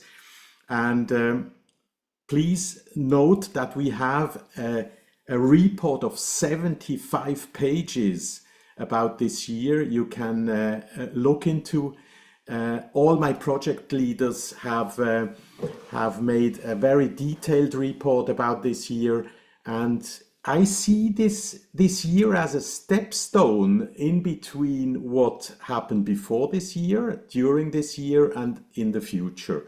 And I think we have seen a lot of popping up of social chess projects all over the world during the year, and now with the social chess storytelling contests, I'm at the moment reviewing 54 stories, films, and you cannot imagine what emotions I have when I see all these films from all over the world who show that FIDE has a lot of social projects all over the world. And it's my great pleasure to show you. I hope that my presentation works. Yes, I would like to show you some insights about this year. I would like to review the activities of 2025, then show the partnerships and cooperations we have, the strategic priorities for 2026, some administrative matters, updates on the commission members, and open then the discussion also for our group today, the zonal presidents. Of course, I know what your business is because I'm also in the same boat with you, and I would also make some messages to you for the future work to grow our work together. So the Social Chess Year 2025 was a very diverse and intense agenda. We had the support of the FIDE management to have a strong branding. FIDE also transmitted this branding during this year, and it was very interesting to see that elite players also started to work with you. I will come back to this in some minutes. And we had a lot of engaged colleagues all over the world. I think we have a lot of interesting learning from this year, and we can go into the future with ideas. I name one: to take all these contacts and work in discussion groups in the future. We will try to have more interaction between these projects to learn from each other, and also to have topics to discuss in the coming months. What were our activities? So in January, we started this social chess year with a social chess marathon. The social chess marathon was to raise the awareness of social chess and the social chess year. We have a YouTube video on the FIDE YouTube channel where you can see what happened during this first month. We had more of 20 projects presented and 200 people participating all over the world. We had almost 300 views on YouTube. So this was a big start, and we had also the partnership of UNHCR engaged in this marathon. Then we went into a topic, the social chess research, led by Pravita Urwila. She comes also from Switzerland, and she has Indian roots. She is a scientist, and she leads the research part of the Social Chess Commission, and she brought together all these amazing scientific people and discussed a lot of statistical work in this domain. And it is for us crucial to show the world that research or the studies show that it has an impact. It has a big impact, and also here we have a YouTube film. I come to this part a little bit later. Then we had in March Chess for Elderly. Chess for Elderly is a younger project, and we had a global virtual roadshow featuring 11 projects all over the world and a very strong social media campaign. This project is led by a very young person. It's April Young in Canada, and we have a lot of ideas to go over Canada and Uganda. Where is it at the moment? We go in other countries with NGOs, and I think this is for all these countries where you have the demographic development of aging populations. It is crucial to develop these projects. I will show you also some slides afterwards. Then the Infinite Chess Month with the autism topic, online meetups, third annual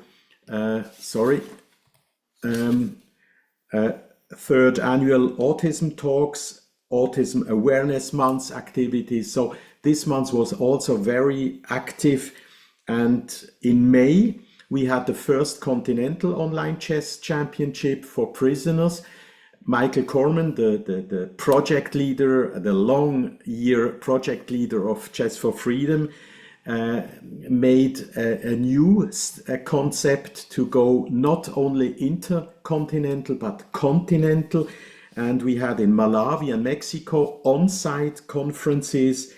And I mean, Susan is in the call. Thank you very much, Susan, for your conference in Malawi. It was astonishing. Michael went then to Mexico, and this was also a very well appreciated conference.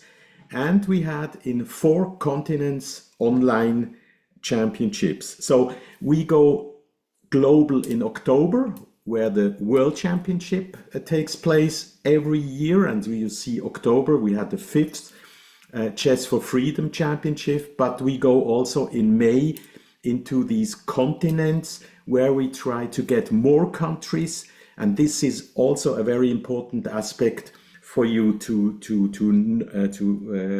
have afterwards, that we need your participation to get all these countries for the future, to get over 64 countries. This is our aim. The chessboard has 64 squares. We want 64 countries for the Chess for Freedom development, and this will continue. Then we had Chess for Protection, a very intense month with all these activities in Kakuma and Kalobaye.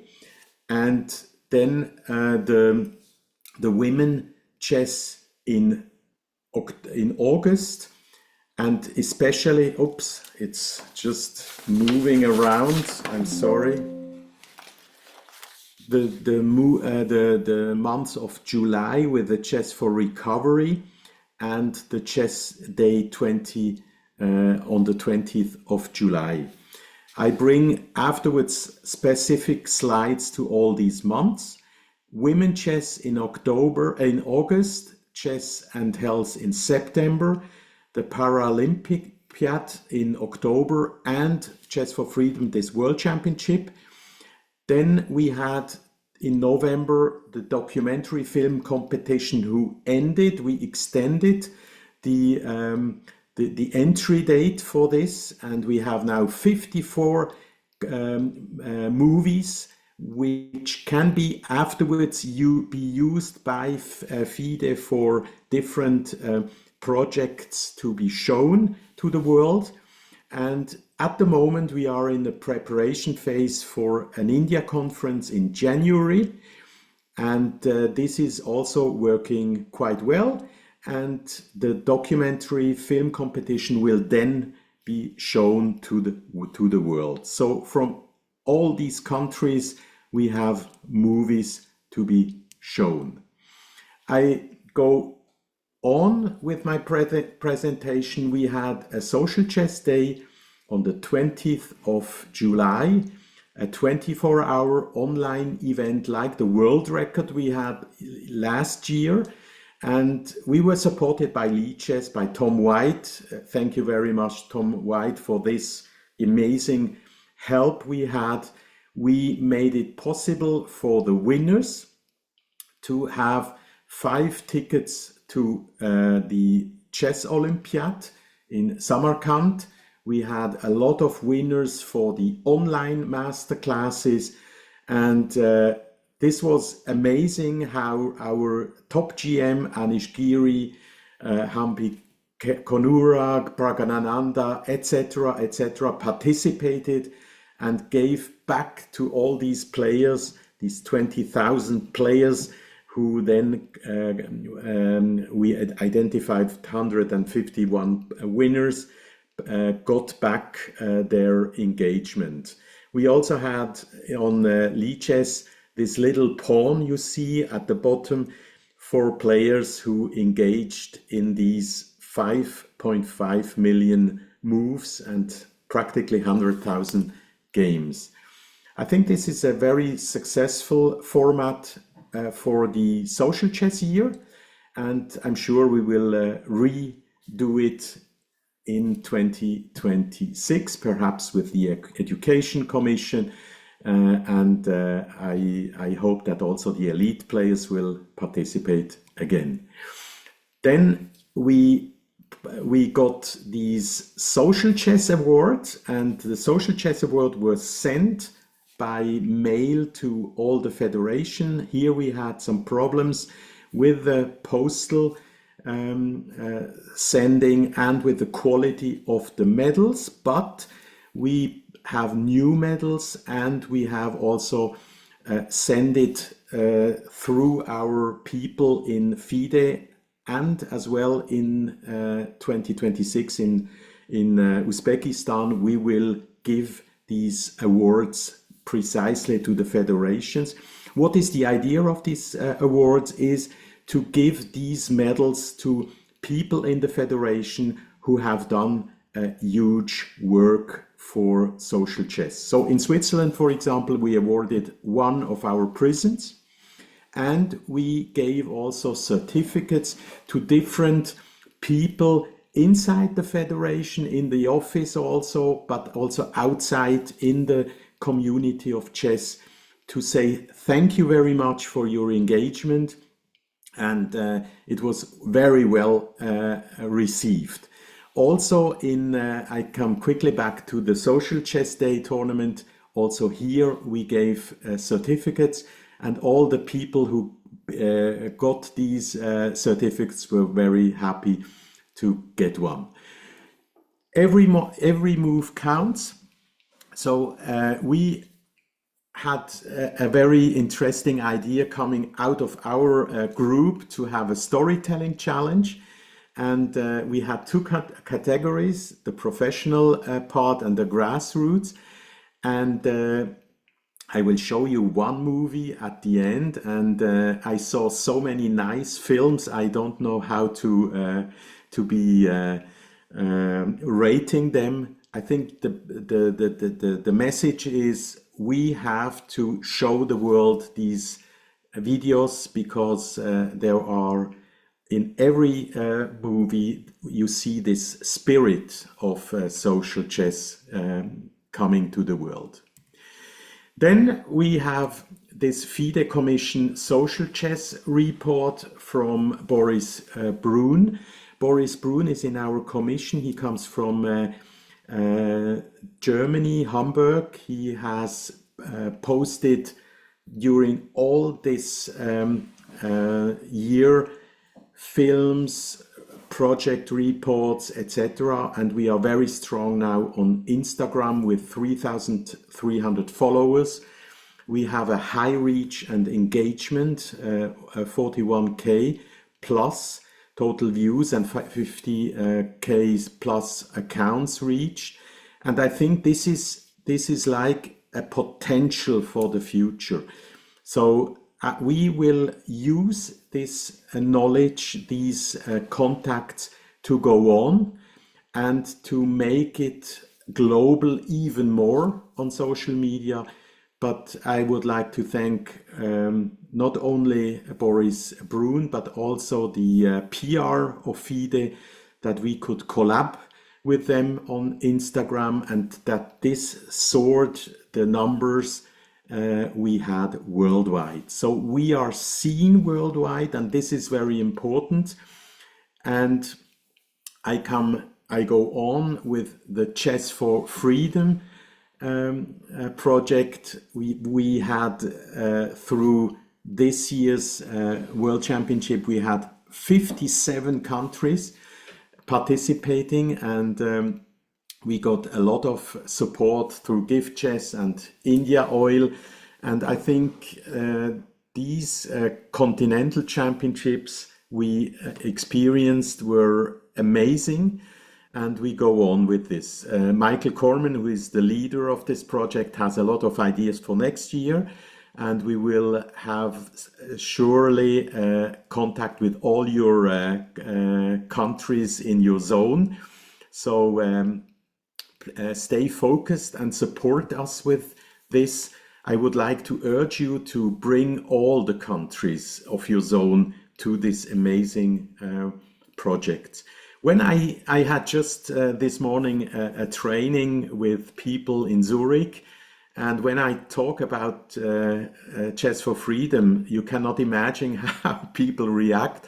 They say, is this possible that you do such an online world championship online with all these countries? And it is one of these projects who is seen. And I think autism, elderly, cancer, ADHD, all these projects have the same potential to be seen worldwide. And I'm very happy to support all these project leaders in the future. I have quickly to look on my watch. Chess for Protection. This is also a very successful project led by one of our key people in FIDE, Anastasia Sorokina. She is everywhere, and in Chess for Protection, she has not only the project Chess for Protection, but also the Girlies Club inside the camp of Kakuma Kalobaye. She develops girls in schools with Saturday training, and she makes everything possible in this difficult time where UNHCR is a little bit running out of money to keep this project going.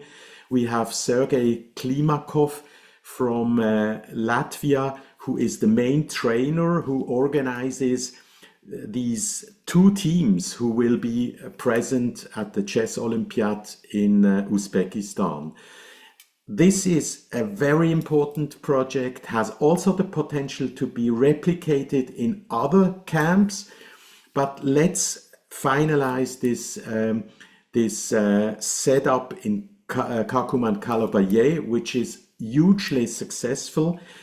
Here we have the support of the president of the Kenyan Chess Federation, Bernard, and I think Vanjala, and this is also something important, that the national presidents are working for FIDE in the social chess projects, and Bernard does a huge important job for us, and thank you very much Bernard again for your support. Then I go on, I flip here, and I come to Infinite Chess. Infinite Chess is chess for autists, a very complex and difficult project which is in 28 countries, has 270 plus neurodiverse children. To set up such a project is so difficult that I take from my head the hat to Anastasia, Maria, who are leading this project. It's amazing. We have in Abu Dhabi a hub in the Asian environment. We hope to have this also in other areas in the world. And FIDE does a hugely successful and important job with this project. And this is the third project I would like to highlight. And it was in our social chess year a topic. It has been this wonderful workshop in Abu Dhabi where we trained people, trainers in this area. I think this project will also grow in the future, I have no doubt. And it's Anastasia also with Maria who are doing a hugely great job. Chess for Elderly. Chess for Elderly is a project led by April Zong in Canada, supported by Prabita Urwieler. We are very steadily growing and expanding this project, and it has a huge benefit for elderly people. I would also like to urge your zone countries to participate. Come to us to make this happen. We have a lot of seniors at the moment, but we can grow it on a high scale like Chess for Freedom in the future. And the social chess here gave the opportunity to highlight elderly people, and it's my great pleasure to show you my mom, who played also in this social chess day event with a lot of success. She got a certificate like other people in this project, and she is very happy to have participated with a lot of games during this day. And I think I can tell you that she has hugely profited from this project in terms of happiness, of well-being, not in the sense of the memory aspect, because she doesn't need this, but on the well-being, it's hugely important in an elderly home to have chess, and we are steadily growing in this area also. Chess for Hope is another project, and I had the opportunity to visit, for example, in Malawi with the help of Susan Street Kids.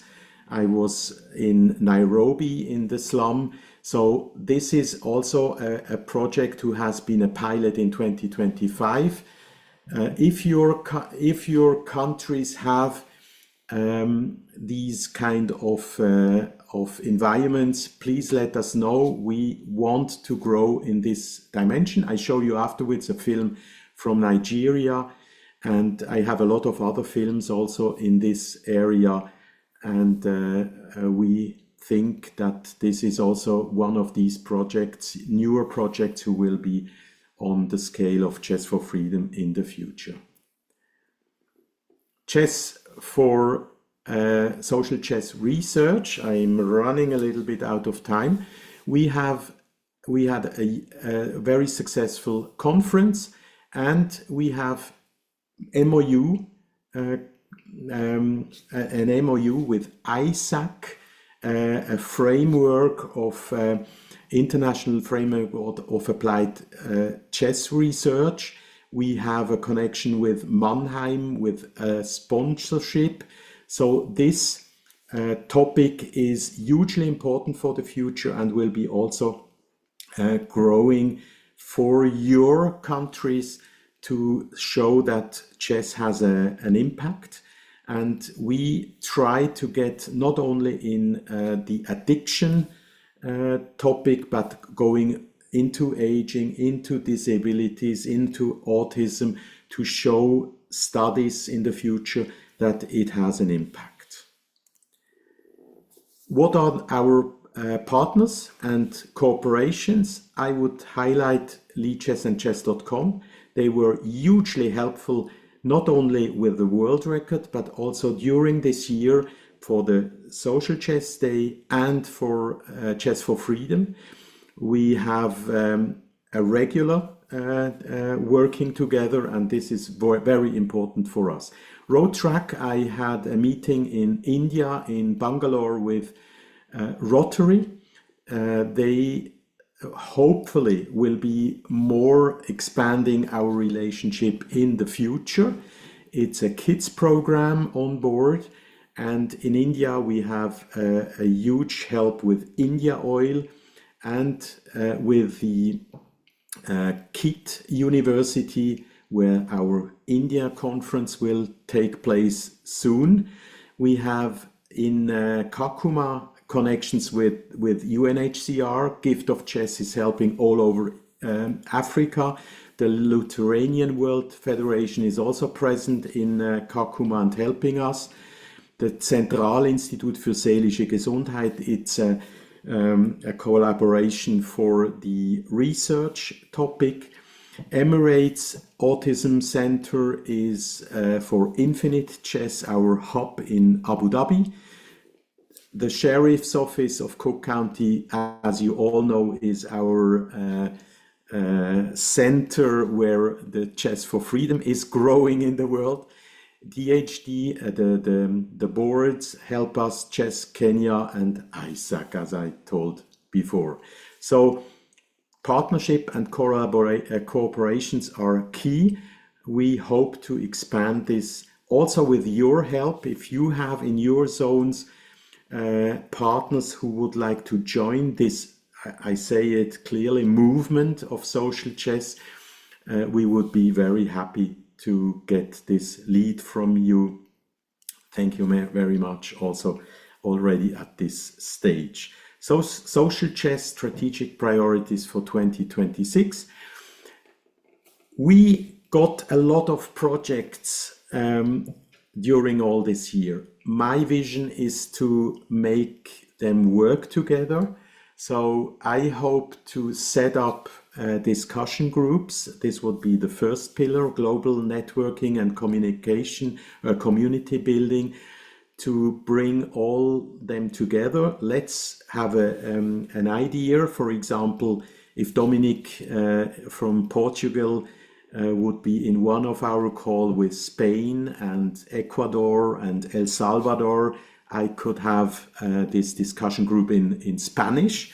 But we have also other pillars or other hubs like Malawi working together with India, etc., to discuss topics one by one during the year to make the networking getting together. Because Susan in Malawi has so many ideas and ideas for the future. Why not sharing this with other hubs in the world?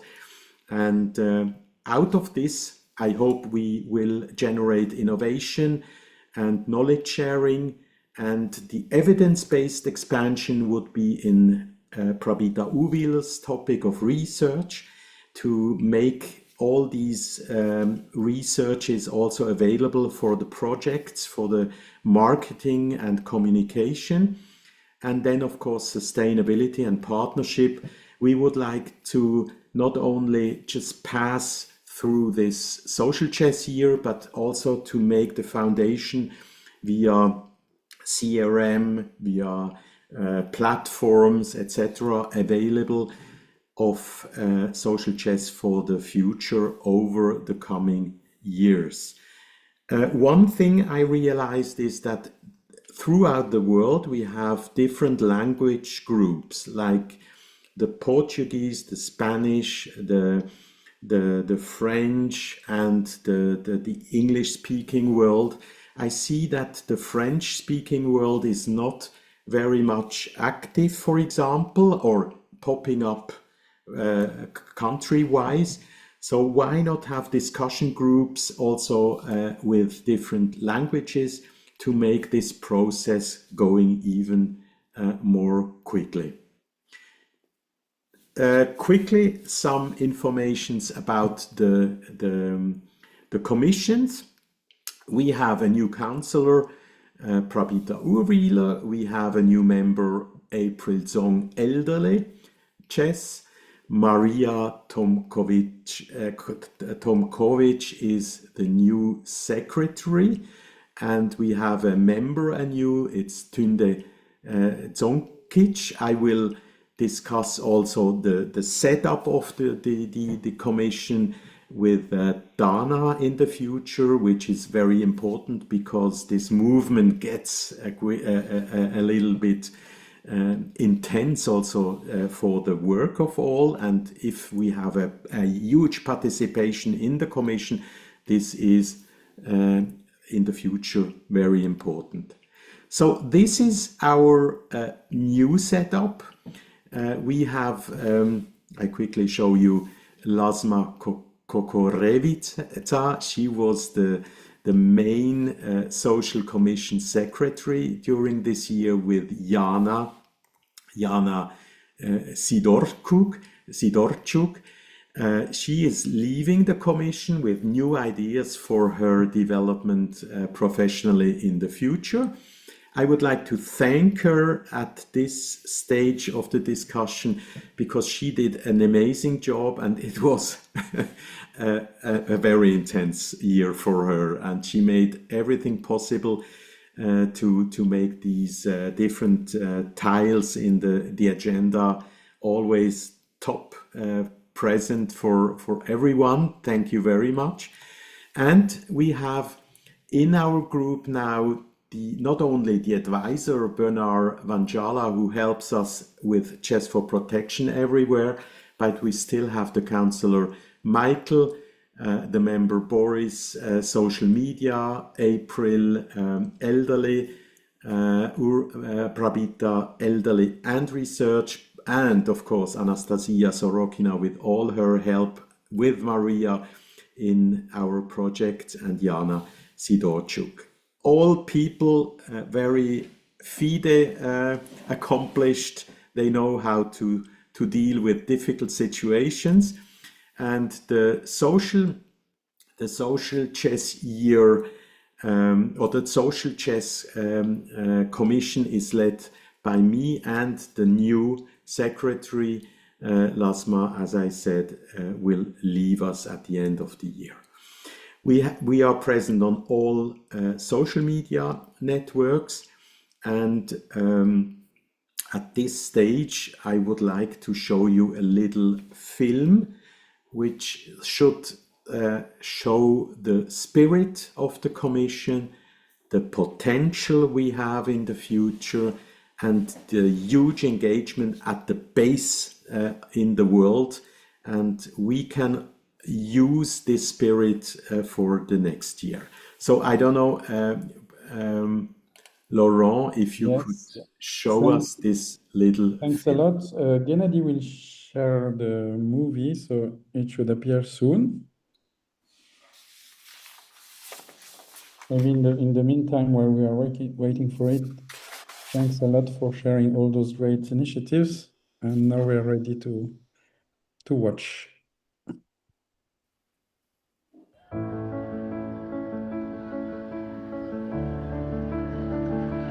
In the wake of another beautiful day, the good people of Chesney Slums, Africa embarked on a journey to the city of Ibadan, Oyo State.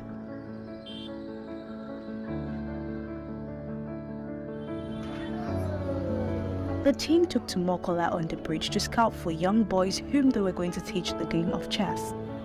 The boys arrived bright and early, eagerly waiting for the team's arrival every day for 2 weeks. You see all these children, they will just be playing around, walking from morning to night, doing some irreasonable something. A total of 40 boys smoking hard drugs and doing menial jobs to survive were selected. The program started yesterday, where about 50 of the kids got introduced to the chessboard and they got to know about each of the pieces. Chess over time has been proven to help with the mental development of children. Some were orphans, while others left home due to poverty. When I did the set, I been happy to learn the chess. We're all ready. Yesterday we taught them how to move the pieces and how to use their rook.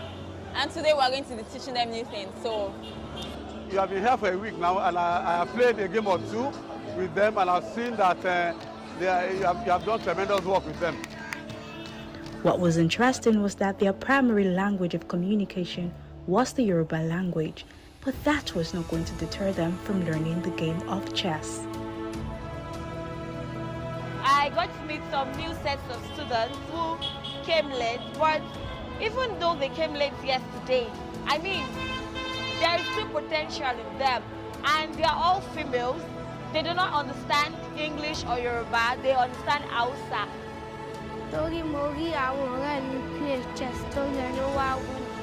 Got to teach them about the center of the board because that's where the action actually takes place. They were also taught mental math, where they learned how to calculate numbers with just 5 fingers.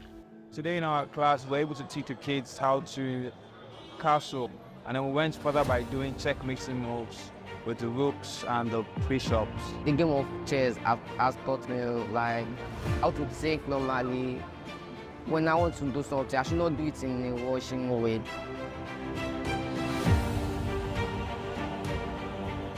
Tí bá dàgbà, mo fẹ́ di fashion designer. Máa aṣọ pàrọ̀, àwọn aṣọ clothes, and this.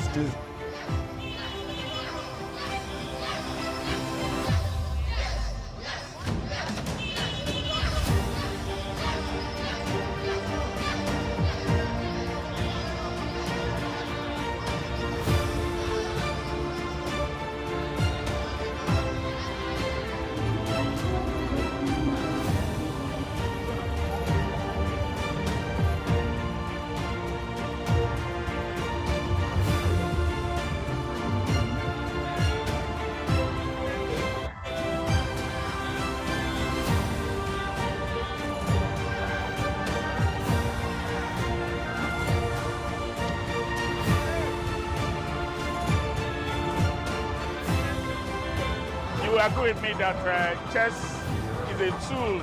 Chess has a way of improving one's life. An initiative of this nature will go a long way to bringing someone from the slum to be a greater person.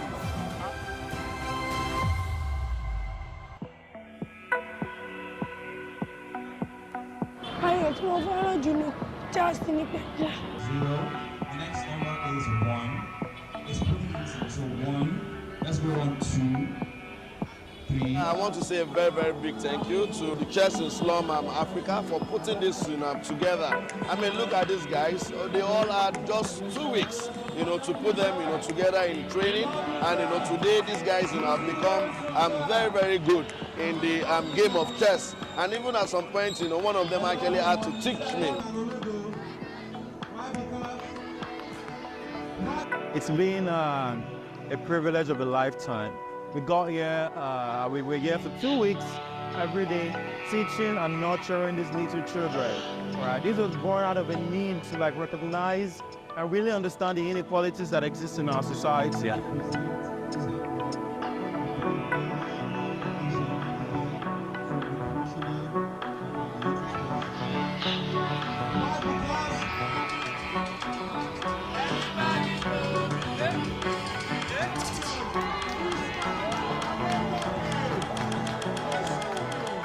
These young ones whom society had written off had suddenly become champions who took charge of their stories.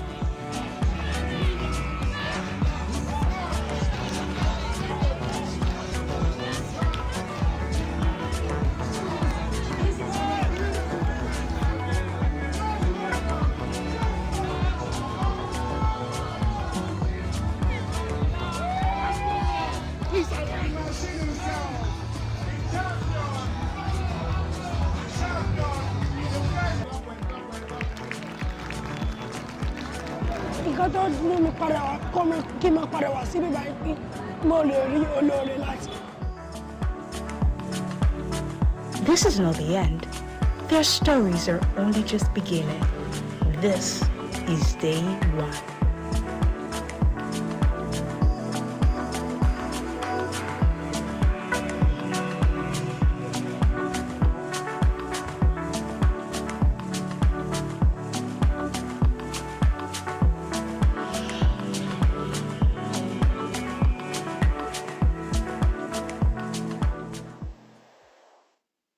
So, thank you very much, Laurent.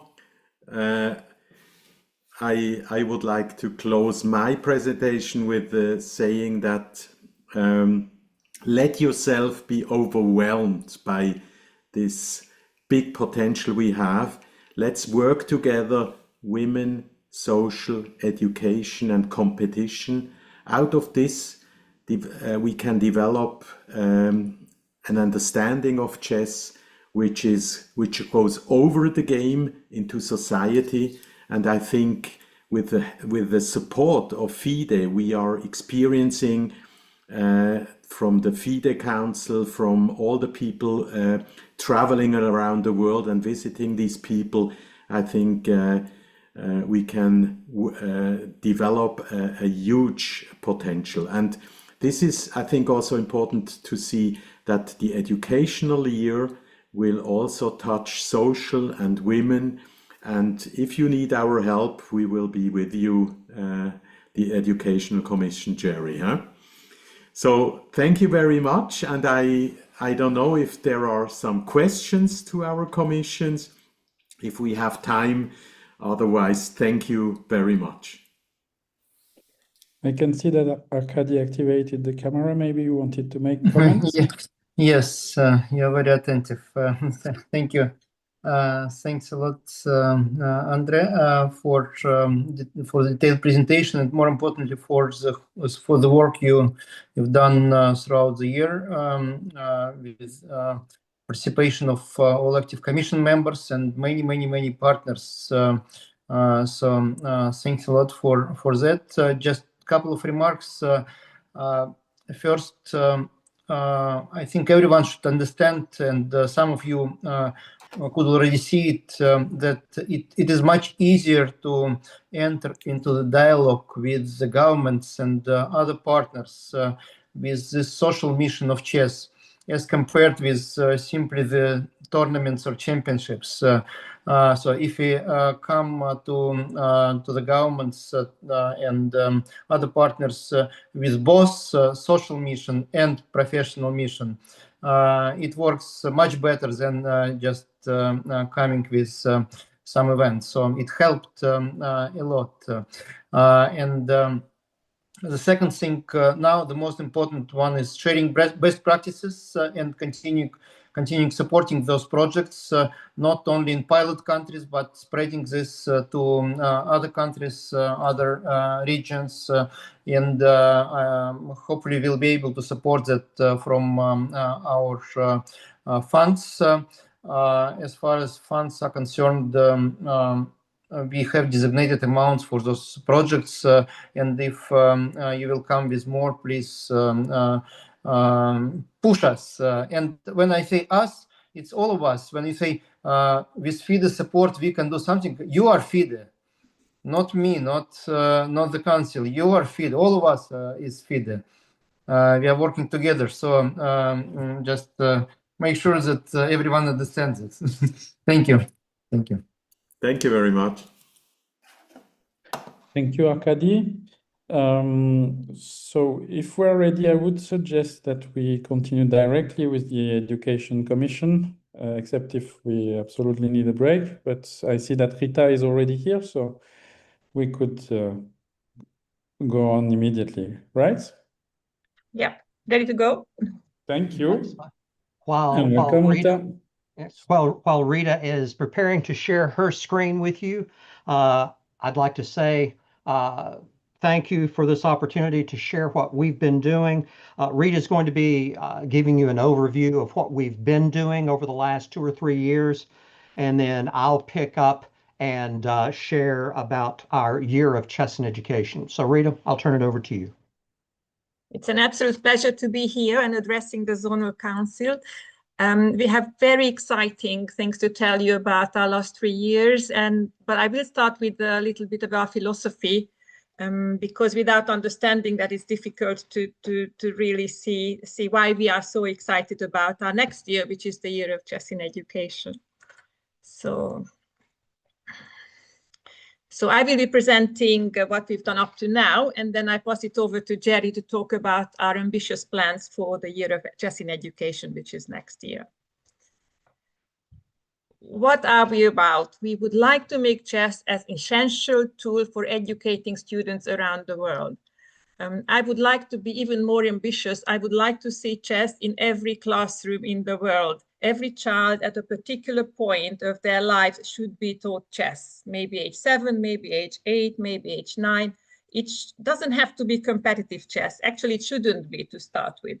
It is like teaching children how to swim. It's a skill. They may not become professional swimmers, but they benefit greatly. What is chess in education? It is not doing chess in a school environment. It is using chess as a tool. We use the chessboard, we use the chess pieces to build academic skills, 21st century skills, life skills, emotional intelligence. So as you see from the diagram there, it's not chess we playing. They're playing a little game with some counters and a few chess pieces. So we are using this wonderful royal game to teach children all sorts of exciting skills. Let me tell you the summary of our goals. It has been our goals since the beginning. Well, my beginning is 2023, but I'm sure we had similar things before. So we would like to make position FIDE as the global leader in chess in education. We would like to be the police in this transformation of bringing chess into the classroom. Increase the number of teachers and children involved in chess. We're hoping to have doubled them since 2021. We will know when our survey results, the global survey results in April come in, and then we can see if we have really achieved this goal up to now. We are also building partnerships with ministries of education, NGOs, and tech. We have many partnerships with technology companies, and we have begun to make very strong partnerships with ministries of education for implementing chess and putting them into the curriculum. We would like to empower educators with training. I will tell you a bit more detail about how we've already done that. We are creating materials, we are sourcing materials, collecting materials for educational chess from around the world, and we will be empowering educators with those as well. We would like to support research on educational impact of chess. This is still in its infancy because most of the research up to now has been done on chess, competitive chess. So we will be actively working with universities, and Jerry will tell you more about that, to support research on educational chess. This is a key diagram that explains what we are doing. We are basically sticking that bottom red base to the pyramid, the educational chess part. This is the grassroots level. The top 3 layers have existed for a long time in many, many countries. School clubs, after school clubs, lunchtime clubs where children went to play some chess from all over the school. They may have had a trainer, and then they went to a chess tournament, a school chess tournament, a national, international chess tournament. Some of them became very good players. So this worked very well. What we are doing now is taking that layer to the bottom, which would involve every child. We teach every child just the basics of chess. So the only chess they will really learn to begin with is the rules of the game, how to play chess with the correct rules. But we're doing all sorts of other things. We're teaching some mathematics, some literacy, some history with chess. We're using it as a tool. Of course, after this has been done, we would really like them to, or some of them who like the game, to carry on into competitive chess. And if it's coupled with a school chess club, then it's possible. Those kids who are really interested in competition, they go up to the club, they go up to tournaments, and the whole base for competitive chess players widens as well. So we are not only making our wonderful game accessible to every child, we're also increasing the pool of potential competitive chess players. This diagram has been created by Maurizio Arias, who is the president of the CCA Education Commission. It highlights the new way of educational chess. We used to think chess made kids smart. Actually, there isn't that much scientific evidence that academic skills are rigorously built through the act of playing chess. Partly because some of these experiments were not very well done and the control groups were missing or wrongly created. It was very self-selective, for example. But what there is compelling evidence for is the social impact of chess. There is robust evidence of life skills being developed through chess. Perseverance, decision under pressure, empathy, communication skills. This is also due because of the gender inclusion. When you include all the children, a lot of social interactions take place. So it's non-elective. Educational chess is non-elective. Every child is included. And simply by the nature of game-based education, they are having a lot of fun. In game-based education, children are naturally motivated, naturally curious. They make progress on many different levels.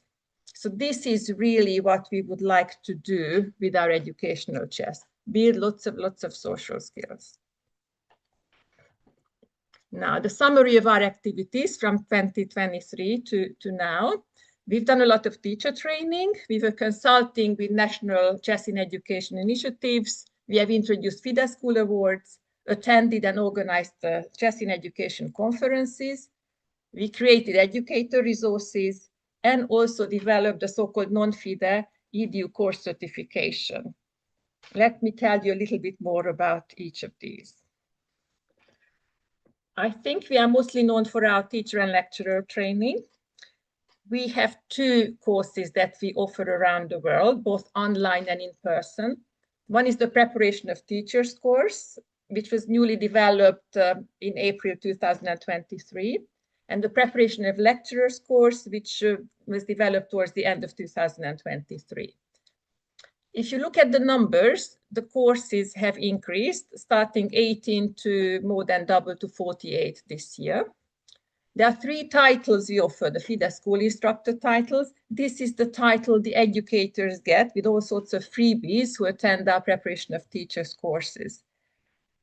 They have also increased in numbers. We started with around 300, and now we have 693 teachers who qualified as FIDE School Instructors this year.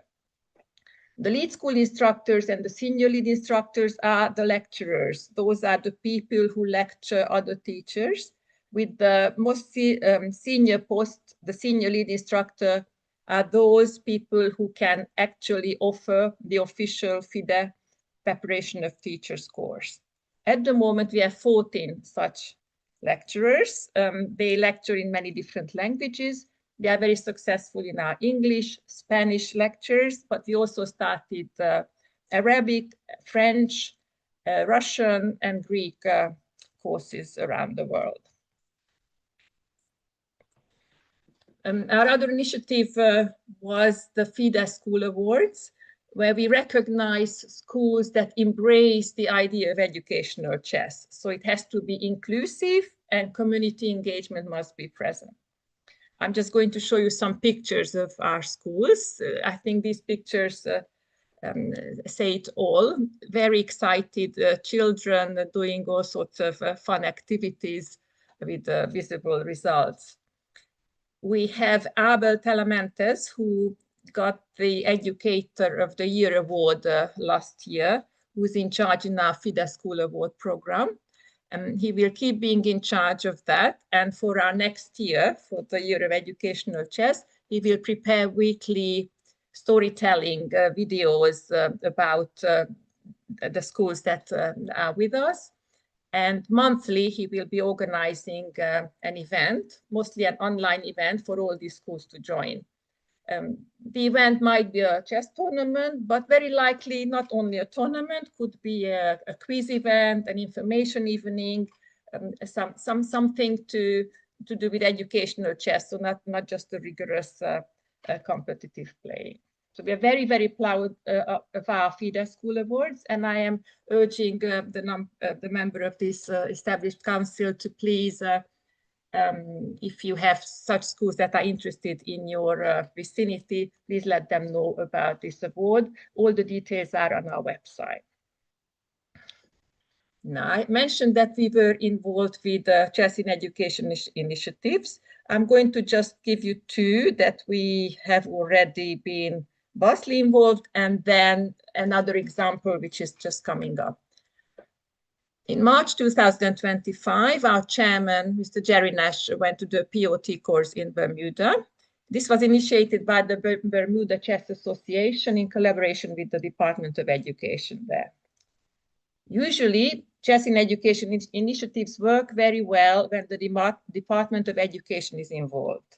Chess federations need to be involved, but it is not enough. If you want a successful program which is sustainable, it needs to have the Department of Education there, because the end result, the end dream is that chess will be incorporated into the national curriculum in that country. And for that, you need the Department of Education.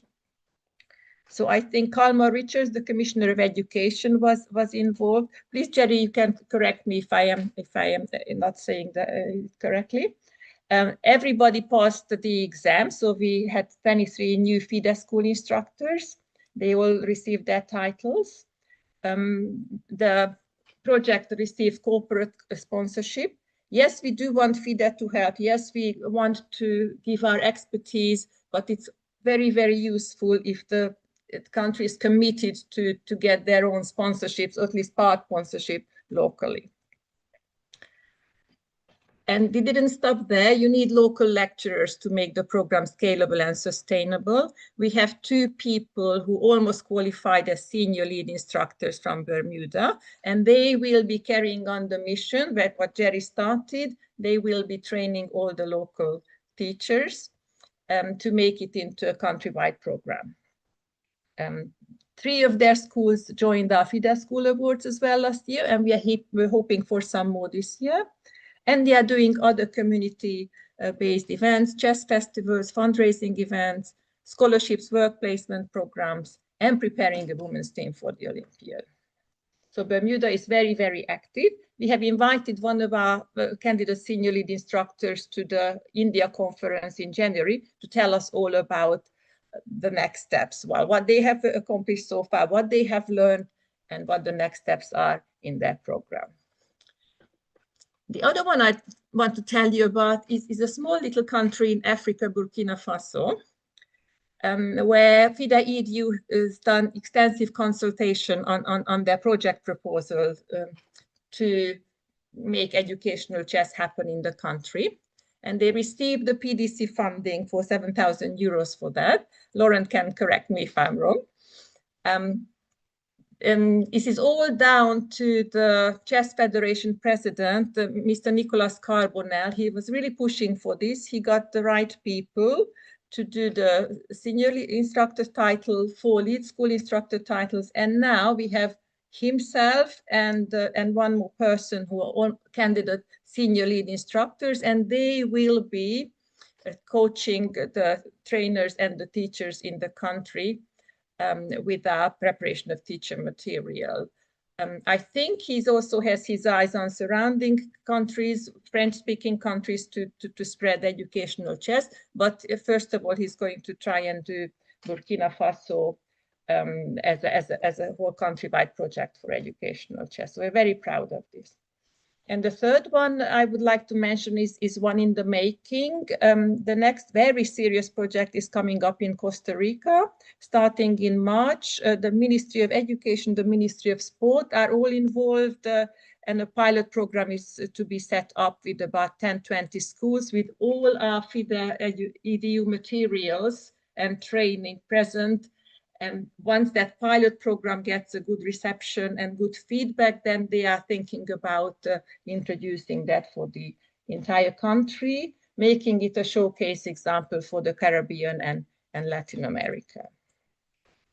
And now this comes to my request to you, the Zonal Council, is how teacher and lecturer training could be organized at the zonal level. I'm asking you to try and make proposals to ask for funding from FIDE to support zonal teacher and lecturer training for chess in education. The proposals obviously must meet FIDE's policy priorities, and they need to demonstrate measurable outcomes, impact, sustainability. and it has to be oriented in one of the priority orientations of the PDC, which for last year was doubling the number of children engaged in educational chess. And I'm hoping that this will also stay one of the priority orientation for next year, given that next year is the year of chess in education. Educational chess initiatives which are tied to schools and ministries will be prioritized for upper tier funding for continents, which I read from the PDC website is up to $25,000 US. That was, I think, for this year. I'm hoping for something similar for next year. I'm quoting you these numbers because they are quite large and they have never been claimed before. So we really would like the zones and continents to get interested in educational chess and set up big projects with our help to achieve that, and with FIDE's help. So how can we help with this? How can FIDE EDU help? Well, we're quite good at project planning, so we can assist you with your project planning. We can support the drafting of the proposals, can support the drafting of KPIs, funding alignment, all of this. And once the project's been approved, then we can help with the implementation, sourcing of lecturers. We have some very good lecturers in many languages present. We can help with the training program implementation. And we can also help with sourcing the teaching materials and the digital tools through our connections and our collected teaching resources. So please work with us, take advantage of our expertise, and let's make this happen. Let every school have chess in the curriculum in the foreseeable future. Well, that was from me, and I'm going to hand over to Jerry, who will tell you about our plans for next year. Jerry, do you want to share your screen? Yes, I'll share my screen. And there we go. So are you able to see my screen? Yes. Okay. Thank you. Thank you, Rita, for sharing that.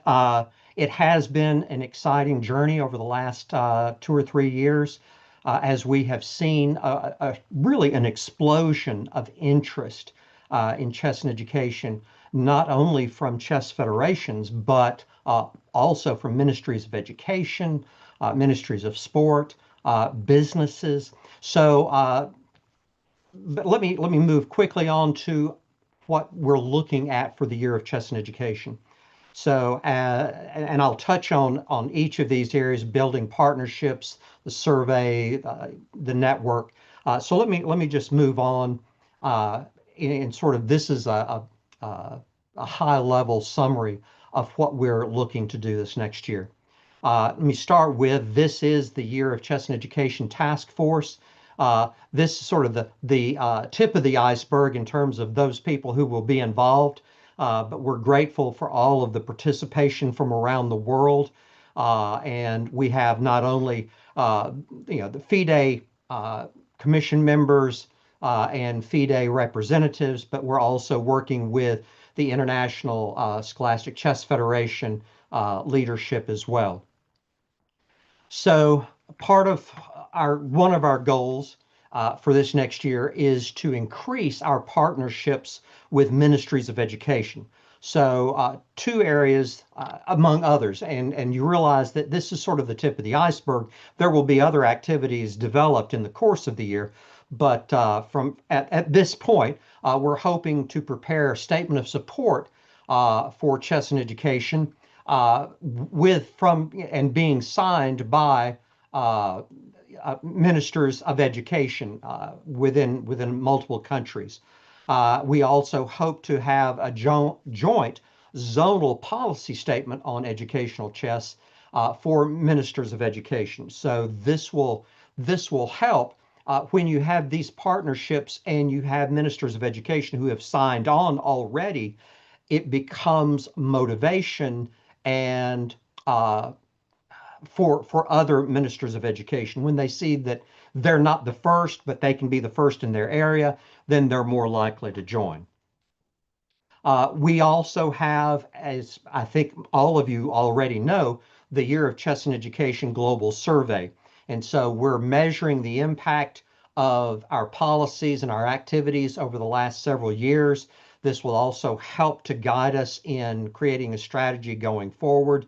And the survey results will be presented to international organizations like UN related organizations as well as businesses when we can demonstrate the scope of educational chess, which of course then involves competitive chess as well. When we can demonstrate that scope, it opens the doors for additional support, both in terms of human resources and financial resources. We'll talk a little bit more about that later.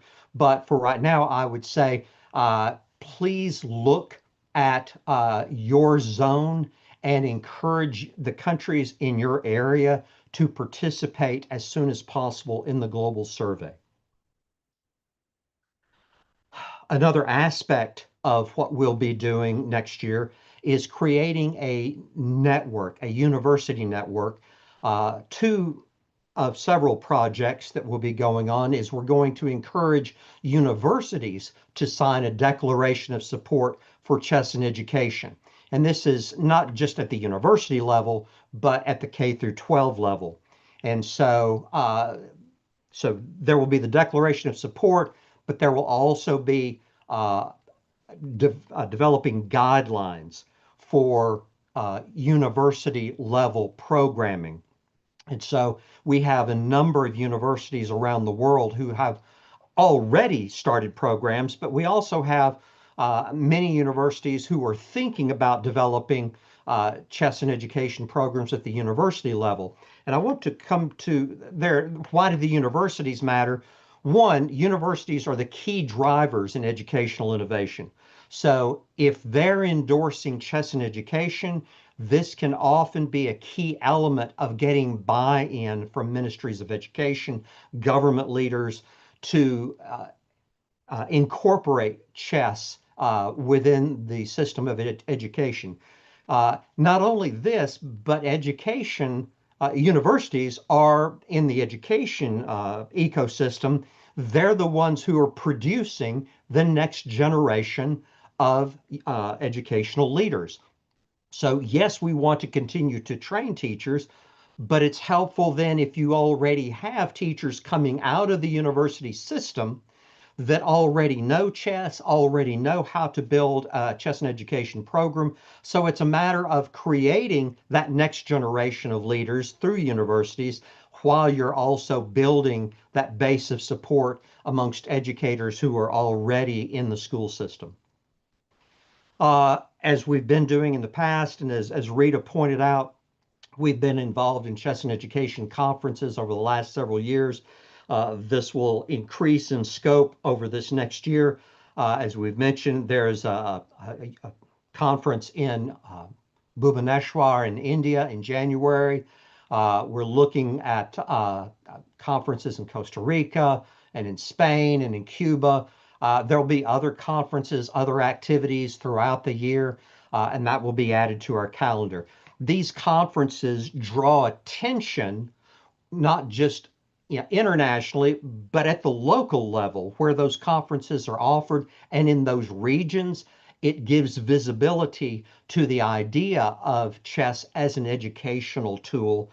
And so it helps support efforts from a zonal perspective and from national federation perspective. It helps support those initiatives where you're trying to get chess into school initiatives. Another aspect of our year in chess and education will be awards. So you'll see some, proposed example awards. This working group will continue to develop a variety of awards, which will then be highlighted at the Education Summit at the Olympiad in Uzbekistan next year. Some of our activities at the Olympiad will include an exhibit area, the Chess and Education Summit, the FIDE School Awards presentations, Educator of the Year presentations, and there will be others involved. So again, highlighting and celebrating what's been happening over the course of the year, but also giving incentive and initiative for future activities. One of the activities that we hope to highlight will be inviting ministers of education to the summit and to the award celebrations, again, to highlight that high level of support for chess and education. So what does this mean? From your perspective, we're hoping that you will encourage survey responses to the global survey that's already been initiated. We hope that you will help to organize teacher and instructor training at the zonal level. We hope that you'll encourage schools to apply for the FIDE School Award. What we have seen with this award is that when a school receives this award, it gives increased visibility to not only that school, but to the idea of chess as an educational tool. So these school awards actually create an enormous visibility that goes beyond just that school. And of course, then we hope you'll create joint educational chess projects for the PDC to fund. So again, these are our activities for next year. I will say that as Rita mentioned, there are two impactful ideas for chess as an educational tool. First, it's a source of growth. You saw Rita's slide about the pyramid and increasing the base. So chess and education has at baseline has the ability to provide a significant source of growth in terms of membership. But it also represents a significant source of support. So when you are, whether at the zonal level or at a national federation level, when you are seen as a partner in education, not just a competitive chess event organization, when you are seen as a partner in education, this opens the door for broader outreach, but also broader financial support. We've seen this in multiple countries where businesses want to be seen as being a partner in education because they see this as broadening their visibility as a sponsor. And so this gives you broader outreach. It gives you broader access to financial support from organizations who might not necessarily be interested in competitive chess, but they are absolutely interested in education. And so our goal is to develop scalable and sustainable programming. And so we hope that you'll join us this year as we promote chess and education projects. We encourage schools to be a part of this growing network of FIDE School Award members. We hope that you will continue to share your stories with us so that we can give broader visibility. And I hope that you will contact us so that, as Rita mentioned, we can help you to develop those zonal and national initiatives. So I will stop sharing, and that gives you an overview of what we have been doing, what we plan to do this next year. I hope that you will join us because this represents really an unprecedented opportunity to access government level support for chess as an educational tool. So Laurent, I will turn it back over to you. If there are any questions, happy to answer. If not, look forward to this next year's activities. Thank you very much, Jerry and Rita, for the presentations. Lauren, just a couple of words from my side. First, thanks a lot, Jerry and Rita, for working this year, developing courses and starting training lots of teachers around the world in different languages, and involving more and more stakeholders into that from various countries, federations and ministries of education. Yes, indeed, it's not enough to involve national federations. We do need to reach out to educational institutions, educational ministries to make the programs efficient and sustainable. Second thing, you mentioned in the beginning that there is no proved correlation with being smart. Well, academic skills is also not about being smart. Academic skills is about good and academic subjects, which is not equivalent to being smart. I think life skills, logic, other things are more important elements of being smart than being good in even math and physics. Subjects I love, but again, it's not about that.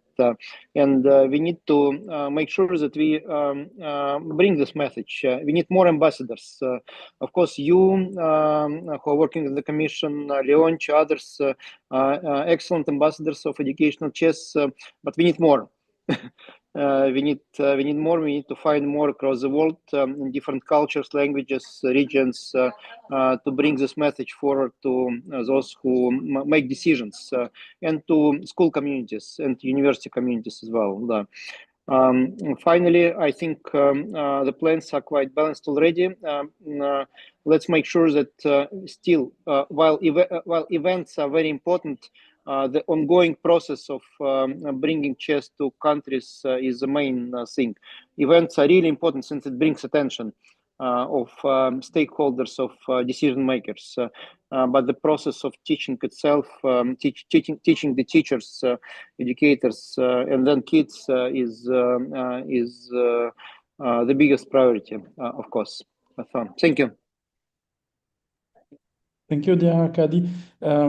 Yeah, from what you expressed, that not only federations should be targeted, I would also add that indeed the education sector is really great. I'm in Morocco at the moment for the Francophone Chess Championship, and they organized one of your POTs. I had just the opportunity to spend 5-10 minutes with them, but what was really great is that among the audience, we had people who don't know how to play chess. So they are teachers and they want to use this tool in their classes. And this is really something which goes far beyond the chess community, and this is a great tool. So I think also for this 2026 year of chess in education, we probably have a good opportunity for synergy, as mentioned by Jerry, with the zones. We mentioned, how can you be the ambassador of development in your area? So the topic of chess in education can indeed be a very good vector for next year. So I think it's good if we all work together in that direction and have some significant steps in the next year. Are there any questions or comments about the presentation by Jerry and Rita before we conclude with the final words by the FIDE president?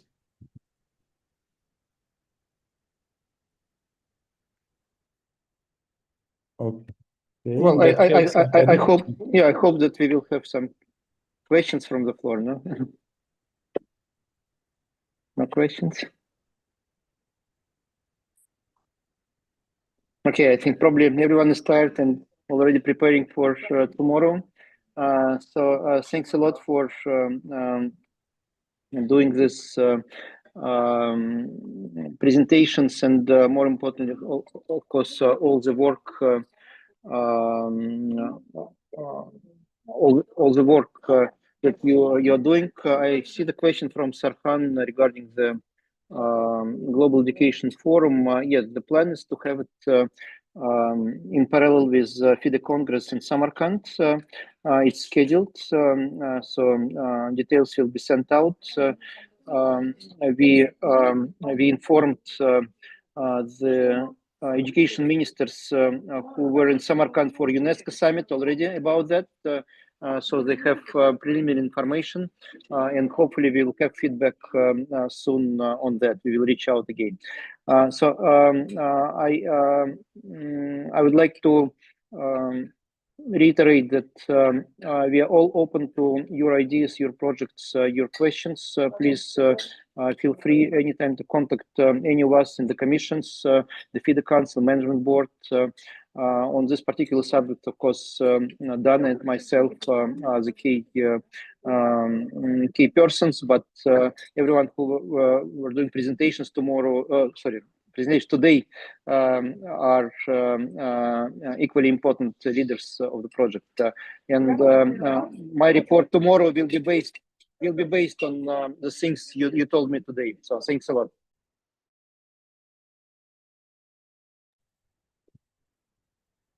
Thank you very much. So this concludes this Zonal Council 2025. As mentioned during the meeting, I think it's a good habit if we start getting more connected during the year, and let's make it a reality. So thanks a lot for everybody for attending, and I wish you a great year end, and hope to see you soon. Thank you, Laurent.